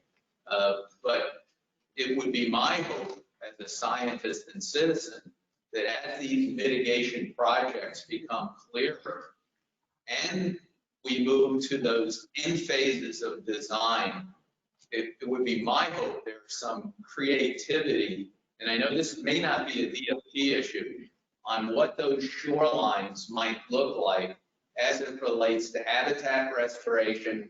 We know there's a ton of issues along that corridor right now with public access and also litter. But I do think as you move kind of beyond the construction to what this whole project is going to look like, both Space Coast TPO, folks in Brevard County, the port, you've got some opportunities there along those shorelines to do more than the minimum. And we're here to assist if we can, as you move kind of past just the road right away to some of those shoreline restoration projects.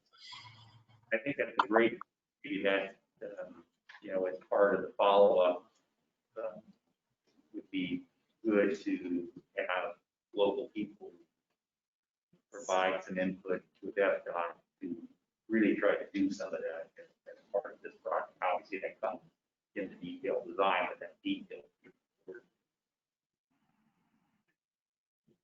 All right, other discussions, questions?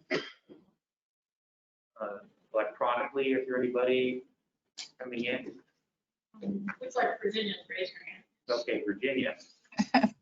Thank you, Mr. Morgan. So just to follow up on what Dwayne DeFries was saying, yes, the Save Our Indian River Lagoon plan funded by the half-cent sales tax, the economics on that were a 10% rate of return on investment if we could complete those projects in 10 years, but a 26% return on investment in 5 years. So time really does make a huge difference in terms of how quickly we can restore health to the lagoon and protect our the economic value brought to our community by the lagoon. I just wanted to also, I know that this causeway discussion, the numbers are so big, it's hard.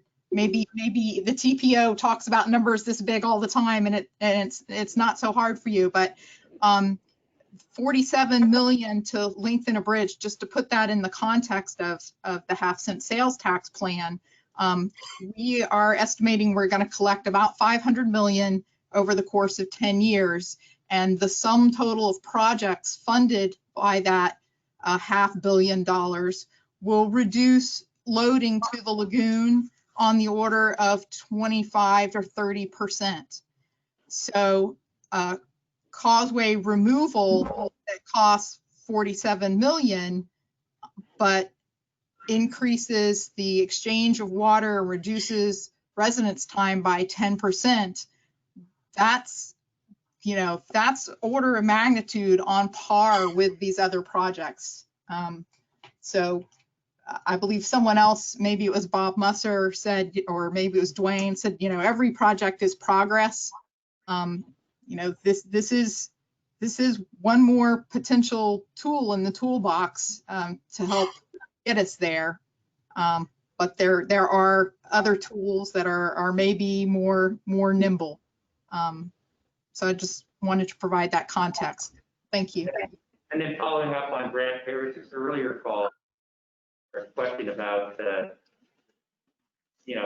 the earlier delivery of, let's say, Project M, how does that get effectuated between FDOT and Brevard County? Would that be some sort of an agreement to tie that to the project to get that funding earlier? Is that, Lorraine, is that? Exactly. Yeah, we would use one of our typical agreements to provide that funding to Brevard County so they can take care of those projects. And then again, kind of going back to Brad Harris's question, I know the question was when, and the answer was sooner than the project, but is there any opportunity to get some commitment? Well, we sort of got you on the screen that we try to do that earlier rather than later. Yes, I'm working with my work program folks to see what money we already have for mitigation that could be transferred over to these projects. It's tough for me to commit to a time right now, but what I can do is see what I can find out and get that information back to Georgiana to share with you. But it's definitely something we would want to do sooner rather than later. And that might be very helpful between now and the board meeting on Thursday. Okay. I'll see what I can do. Be quite interested in that. Okay, thank you. I know I sort of asked this question before, but the 47 million is just to extend the bridge. It's not the cost to remove the causeway on 528. So if we look at the total cost to remove the causeway and put a bridge across and do that on 520, that's really the total of the project. So that's going to be way more than 47 million. So when you guys start looking at those cost benefit, I'm not trying to sway one way or the other. It's sort of hard to make a decision when you don't know the total cost, because you need both pathways removed in order to do flushing them. And there's a way to find out those costs. It sounds like it would be difficult. Because the department has not been in the business of removing causeways here recently, so some unknown. 520, that could be something.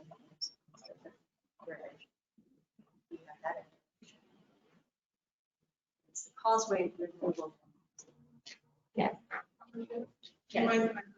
Oh, not at all. So you've been discussing the cost of removing the causeways, and also training has been brought up. One of the ideas that we're going to be presenting in our pre-scoping meeting that many of you guys have been invited to for the Transportation Resiliency Master Plan is the idea of potentially within that plan, we could do an analysis of looking at further versus raised causeways. But that would obviously be in a resiliency sea level rise, and let the sea level rise not necessarily benefit, but it could potentially provide analysis of looking at the cost of removing versus raising the further causeway for storm surge and obviously we haven't developed that scope. It's one of the reasons we're having a pre-scoping meeting with stakeholders is because there's a lot of ideas out there. So that is a possibility. It's something to think about if you're planning on attending that pre-scoping meeting later this week. All right, thank you. Any other comments? I just want to make sure everybody feels comfortable that they've had an opportunity to ask questions and bring their views with the information we have before we take our advisory to the board. As far as the contribution to some of the solar projects that we're struggling with is what is that dollar amount? I don't think we really got there. We're going to put a recommendation of maybe a top 5 projects that they'd like funded in lieu of, or is it just going to be a lump sum payment from DOT to the county? And then someone chooses which projects that money is going to go to. I don't know that we have that yet. So Virginia and the question really was about how much might the mitigation be, and I don't know what the estimated cost of the ponds would be. But clearly, I think we're looking for sooner and more.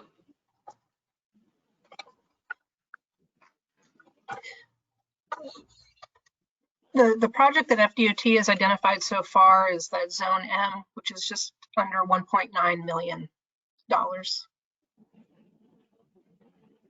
And the alternative of going with the original plan before the environmental look around to do the ponds in the wetlands, that sort of order of magnitude, is that where you came up with that in terms of dollars?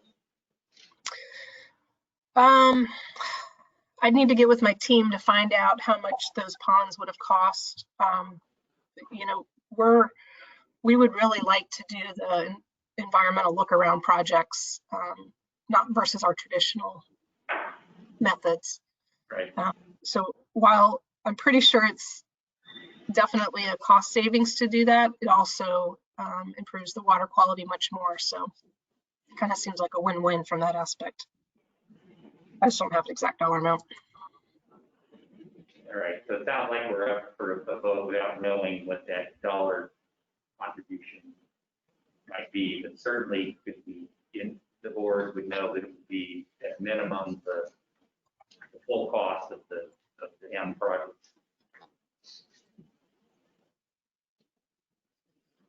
He's nodding. Yes. Sorry to put you on the spot there. No, that's okay. I'm also trying to just make sure I'm hearing everything correctly. But yes, we're looking at that Zone M project, so about 1.9 million. And also the advanced treatment for the dry retention swales. Yeah, there was good questions about how do you do that treatment and having, you know, the question came up earlier about having in the baffles, the material that can pick up that. Yes, I'm going to ask my team about I think it's called like a nutrient barrier.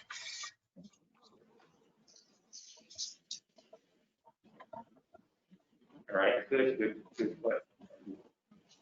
Other questions or comments, or are we ready to continue with the vote?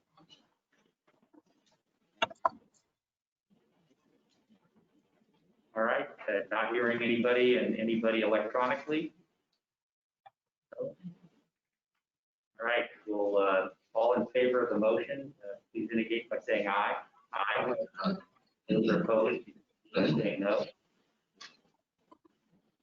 All right, the motion passes unanimously. I want to thank all the presenters very much for those presentations. Again, as was said, difficult decision, but both the board will also consider this carefully and try to do its best for both transportation and environment. All right. That takes us to item 7A, which is the draft 2045 cost feasible LRTP. Good morning, everyone. Great discussion on 528 there, and just in context of the LRTP, this became a blip in the LRTP probably about 20, 25 years ago. So you get to see kind of some of the rubber meeting the road here in the process, so to speak. And so again, and Sarah talked about the project priorities earlier, and Jordana covered the tip. And so this is one of those rare meetings where you get to hear all 3 of the TPO's big main work products all at once. And so again, 528 in the grand scheme of things is working its way down the upside down pyramid in the design phase right now. And so I was going to give you a quick recap of where we're at our long range plan right now. I did send out an email to everyone with all of these handouts, just because it's a lot of material. I wanted everyone to kind of be able to take a look at it ahead of time. And if you're attending virtually, they're also available in the handouts tab on your screen there. And so we're at the stage, we're at our cost feasible draft cost feasible plan. And just a quick recap, in our last long range plan, we developed a vision all the way out to 2060. As most of you have heard me talk about, we continued with this vision, and we did a lot of public input, public involvement to get everyone's input on to make sure that this is the direction we still need to head in. And with all of our surveys and the feedback that we've gotten, it's been very clear that this is still the right way for us to be. And so I have a quick little video here. This guy does a lot better job of telling you all the work we've done over the past 2 years than I have. And some of the video engagement's been really good too, with our public to try to catch everyone's limited attention span and try to get some different demographics involved with some unique techniques. So, great.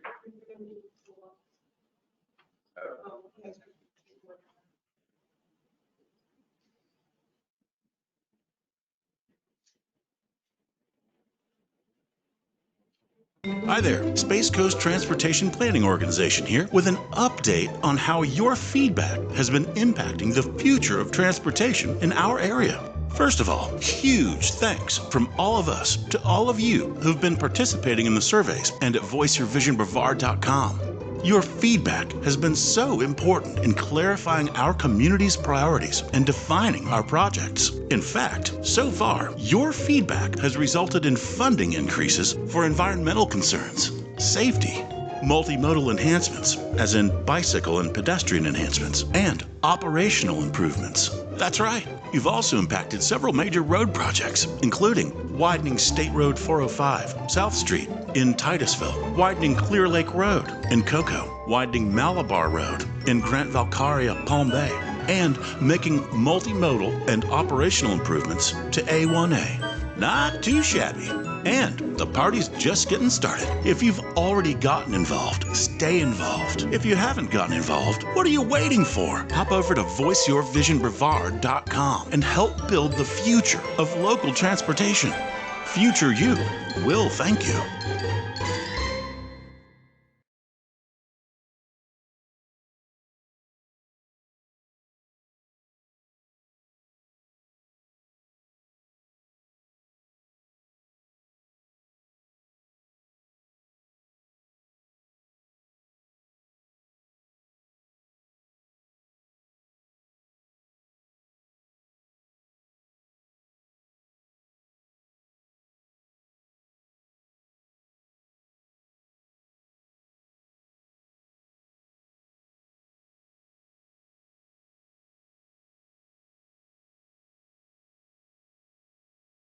Right.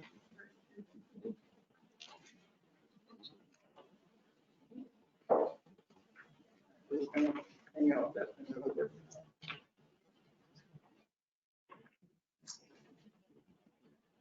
And so as the video mentioned, one of the big things that we heard from the public is that we needed to look closer at environmental improvements when it comes to transportation.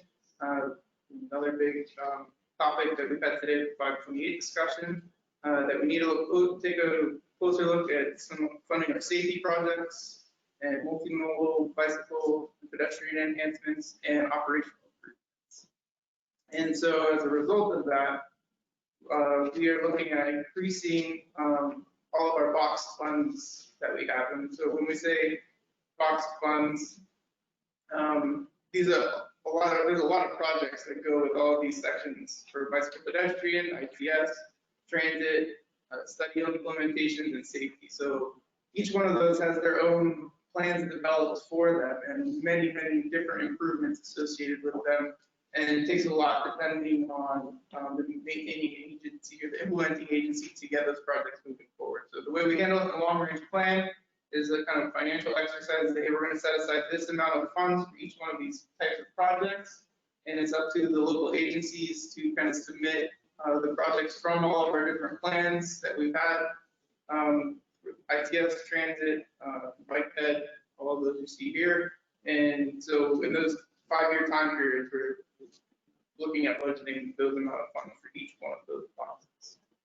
And so these increases weren't too hard to do because surprisingly, when we moved through into cost feasible and our financial analysis, the majority of all of our big capacity projects were funded. We had enough funding in our financial forecast, and granted, we received it in 2018, might be a little different now with how things have changed, but that's the nature of long-range plans and why we update them every 5 years, is just because conditions change. But according to the revenue forecast that we had back in 2018, we had enough funding to fund the majority of our capacity projects. So some of the big ones are State Road 405, mentioned in the video. A new one is State Road 46. We've gotten the P&E and design in future years, but we still have construction and right-of-way unfunded, but it's good to see that moving forward. That's been a concern in the north area. And then a video also mentioned A1A, Clear Lake Road. Ellis Road is our number one that we've got on our list and our project priorities. And then another new one on the second table is the intersection improvement on Ogali and Sarno Road. For the most part, all of these other ones are not really new projects. They've pretty much been sitting on there on the long range plan, cost feasible list for quite a while. And so not too many big surprises. But if you refer to your handouts, there is another map that is the illustrative and grant funded projects. And so these are some of the projects like the NASA Causeway, Bridge and Space Commerce Way, where they got a grant that we're including in our plan. Then we've got the FEC Railway grant that's in there. And then there's some other projects in here, like for instance, the 528 going out west there. That's the turnpike section. It's shown up in our model as a need, but we don't have any funding for it currently. And so there's a few other projects like that as well. And then there's some projects that are shown in dashed line as far as new roads go that can be heavily dependent on new development. And until we kind of know what, and specifically in the south end of the county, like the Parkway Southern Extension, depending on how some things shake out, we really need to take a closer look at some of that potentially in our next long range plan, how we can get those projects funded, because they're really outside of the time frame that we're looking in right now in this long range plan. And then one other thing I want to mention too is the southern portion of Babcock has also made it to our cost feasible plan, that first piece just south of Malabar Road. And so that we're looking at getting that moving forward as well. And then all of these maps are available on voicerevisionbrevard.com. They're out for public comment. And with that, I would be happy to answer any questions. And we do have a few next steps. LZs will be up for public comment for until all the way until September, really. When I go back for you for adoption. But we really want to get have this out as long as we can to get public input. We will have the draft plan document itself available for public comment beginning in August. All right, so questions or comments, we'll be asked to move this along in September, but now would be a good time to provide some input from the staff. Have thoughts on the draft. What kind of input are you looking for? Specific on particular projects, or is that? Did we miss anything? Just to make sure that things are in sync with your area. If there's a project outside in your area that's outside of the time period that it's in, if it should be sooner or later. We really try to take a look at everything. And we did use the project priorities ranking criteria as our baseline foundation to set up everything. And then a lot of this was really more of a reality check exercise to really consider what phase that existing projects are in now and kind of line them up, because just each phase takes so many years to have or get complete. We have to take all of those things into consideration as well as the agency that would be implementing them and all of that. Yeah, we probably have another 30. Yeah, you got a lot more time. You don't have to provide comment at some point. It's going to get cut off. presented. So, And then if you have any questions afterwards, feel free to contact me and have a one-on-one discussion or shoot me an email. all right, not seeing anyone volunteering either, but again, we've got some time to get to you, see some things there that we'd like to take a look at. Thank you. All right, that takes us to item 8, which is reports. So the first report would be from the Florida Department of Transportation.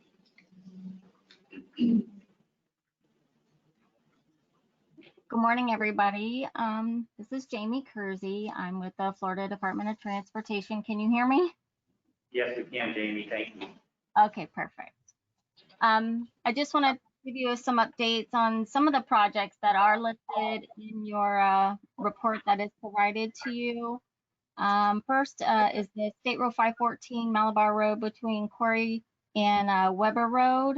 This one was just started, I believe around July 9th. The project just started and should be ending around summer of 2021. And then on State Road 404, Pineda Causeway, bulkhead repairs. There are no public impacts going on currently, and this one should be done this summer, sometime this summer.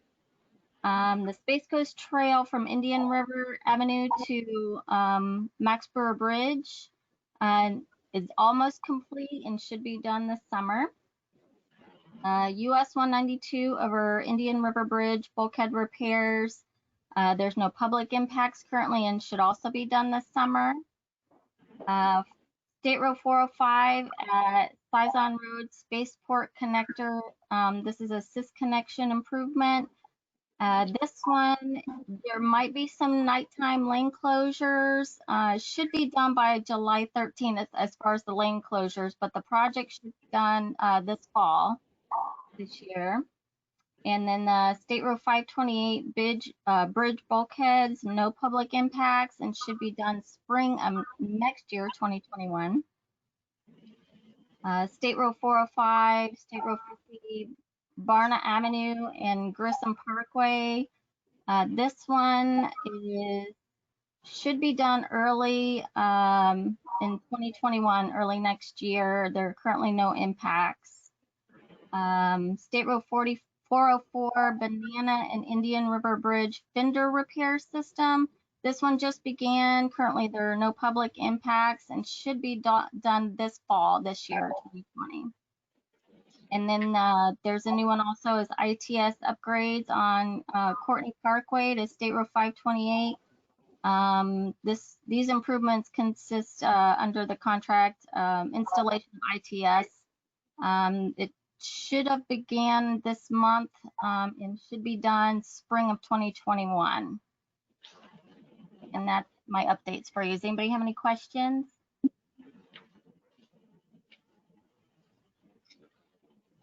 Does it look like we have questions? Any online questions? No? Well, thank you so very much for that update. We appreciate it. That will then take us to 8B. So Sarah, you want to update us on the bicycle pedestrian trails advisory? All right, good morning again. And so the Bicycle Pedestrian Trails Advisory Committee, they met on Monday, June 29th, so just last Monday. It was a very similar meeting to this. So they received the LRTP cost feasible plan update. We discussed the possibility of changing the designation of the US Bike Route 1, not US 1 Bike Route, US Bike Route 1. And then they received a modified version of the list of project priorities presentation. So it was focused in on those bike head projects. They did provide a recommendation that we focus our transportation alternative dollars, so the bike head specific federal dollars, to the NASA Boulevard sidewalk in Melbourne and the Aurora Street sidewalk in Cocoa. So for fiscal year 2023, so we'll have to work with the two cities and FDOT to see if those projects will be ready then, as well as also if we can get that done. So that's all I have to update on that committee today. Next questions? The electronic questions? No? All right, thank you. So that takes us to 8C, transfer report, Gary.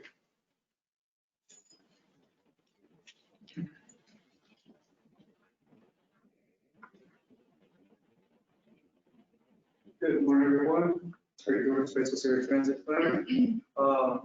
As Sarah stated, just a quick update on what's going on with Space Coast Area Transit.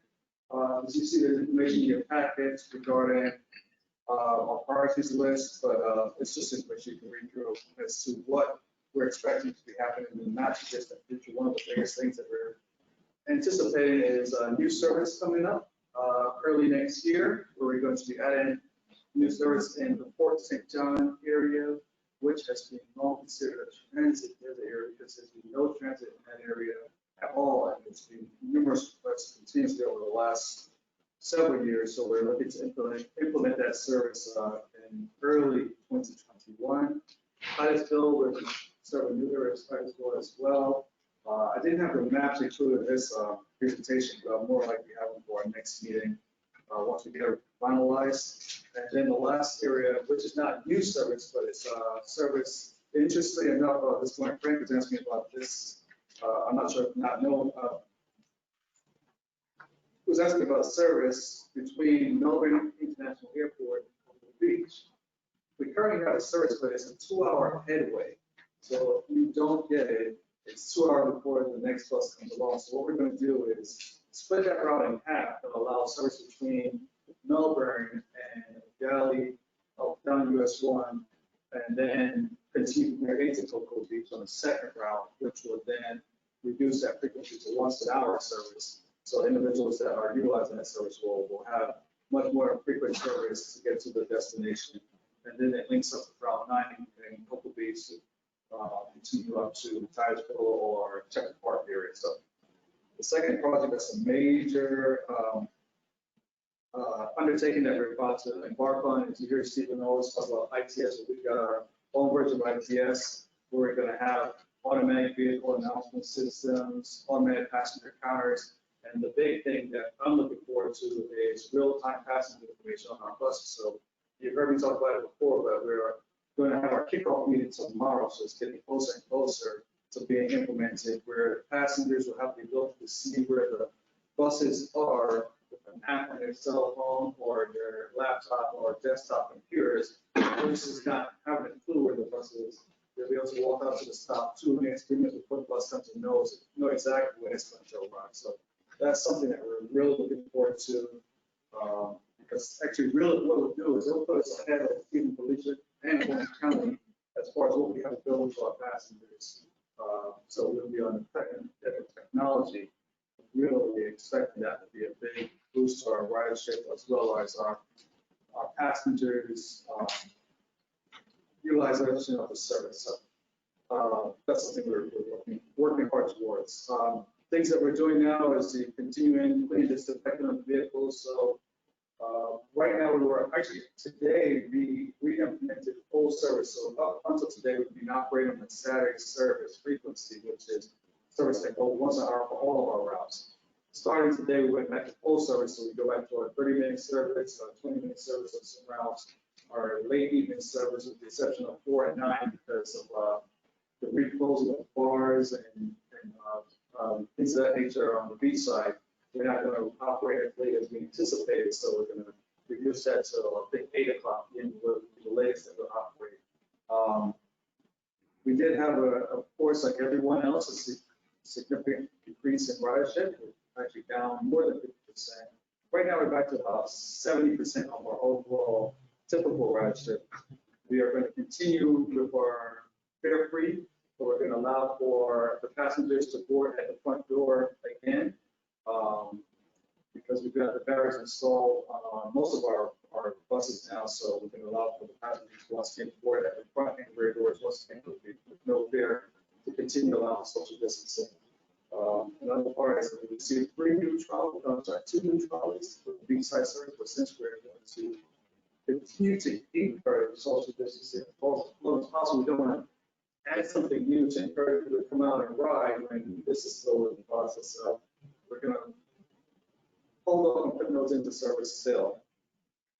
So we don't have a time frame for that one yet. Really, it's all dependent on how things go with the coronavirus. The numbers start to decline, and we look at implementing those, and those will be on the beach side. So those you'll see.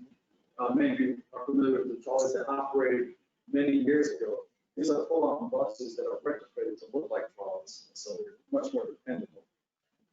We're going to look at additional 35-foot buses, and another new thing that we're going to see here is we're going to have hybrid buses delivered next year. So we're embarking on a lot of new and different things in Space Coast Transit that hasn't been done previously in the area.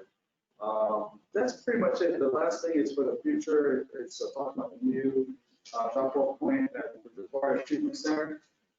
Because a lot of those centers and adult care centers and things are still closed, we are operating service there as yet. So by the time we re-implement service, the drop-off point will be opened up, and so we'll have to design as well. And the shelter project that you guys have heard me talk about so many times, we're still in process. We expect that between Vera and Merritt Island, those are the first ones that are installed in the next couple of months potentially. Waterford is going to soon fall, and Solid Beach will come after that. And the last thing that I directly presented, wanted just to mention is the renovation of the Veterans Center that's adjacent to our Poco Transit Center, which then allowed for us to put the parking lot for administration inside the building, and then start our process for developing the design plan for a transit center here in Poco. So instead of our on-street drop-off, we would bring it into what's existing parking and have it like a loop type drop-off for our buses.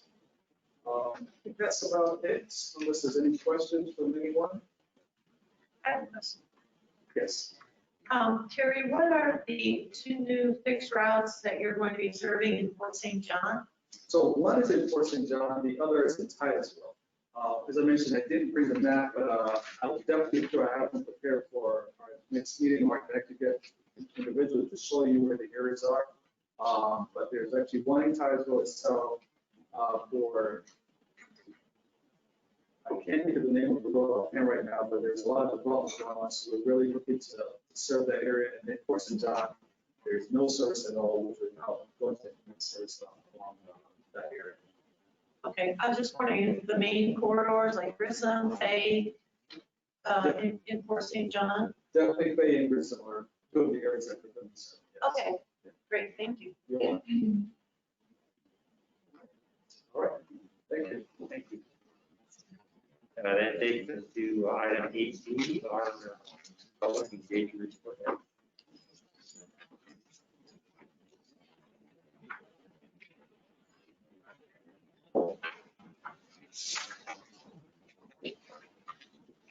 Good morning, everyone. I'm Abby Hensley. I'm the Public Involvement Officer for the SCTPO. And this public engagement report is a little different. I'm going to be reporting back on our 2020 open house. For those who are not familiar with this event, this is something we do annually, typically in the summer, as an opportunity to present our transportation improvement program. We also discuss trending projects and anything that's current. So at this one, we talked about the 2045 long-range plan, cost feasible plan, and other areas that the TPO is trying to work on. So I'm not going to go through all the specifics here, but I do want to call out some things. This open house was very different from anyone that we've had in the past. We really wanted to make sure that we took an opportunity to implement new techniques to engage the public. So typically this is in person, but now in the world of COVID, we had to kind of reorganize how we were going to host this mainly public event. Last year, just as a comparison, we held it in person at the Cocoa Library and 38 people attended. This year, we decided to host it here at the Center for Collaboration as an opportunity for people to come and stay social distance, but primarily we were promoting the virtual attendance. We had 144 people registered, 62 ended up participating, and only 6 people came in person. So that kind of shows you the way that people are now consuming information, how they want to attend online events and public workshops.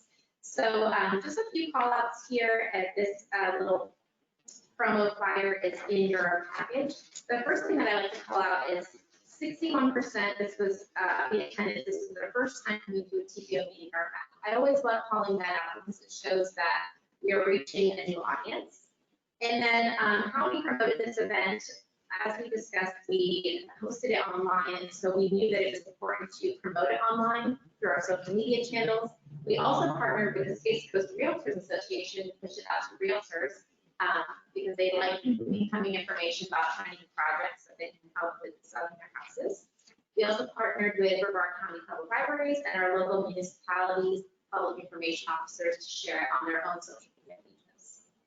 And then you can see here primarily the open house, people saw it either in direct email, our newsletter, or on social media.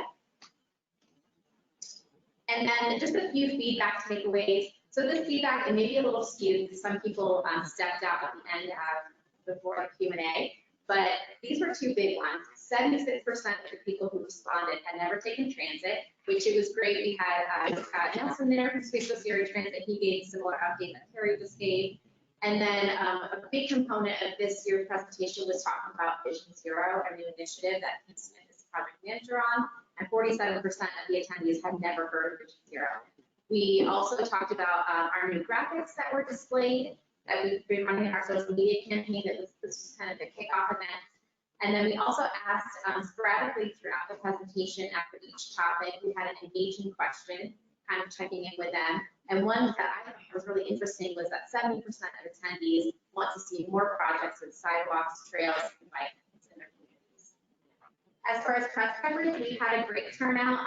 Hometown News put out the initial article kind of promoting the event, letting them know that they could attend online. And then we have Florida Today and Bureau Voice here in person, and they pushed out some videos and some great articles.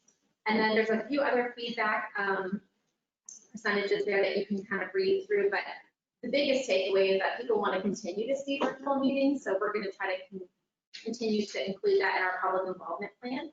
And so we believe that the success of this open house was enabling the audience to participate online, using our digital platforms to promote the event, and then making sure that we partnered with our local community resources.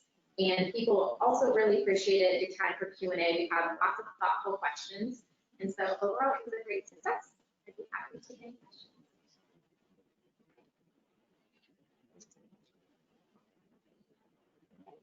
Thank you very much. That takes us to item 18, the local government reports. If anyone has any reports from their jurisdiction. Scott, I have one. Okay. We have a new public works director starting today. His name is Mark Burnett. I believe he's coming from Virginia. I believe he's retired military. Great, thank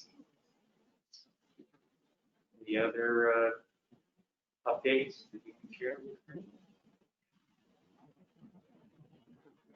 All right, seeing none, we will adjourn at 11:50. And just a note, the next meeting is on Tuesday, September 8th, instead of Monday. So that is in your package there. That here at Center for Library is on Tuesday. Right, after Labor Day. Yes.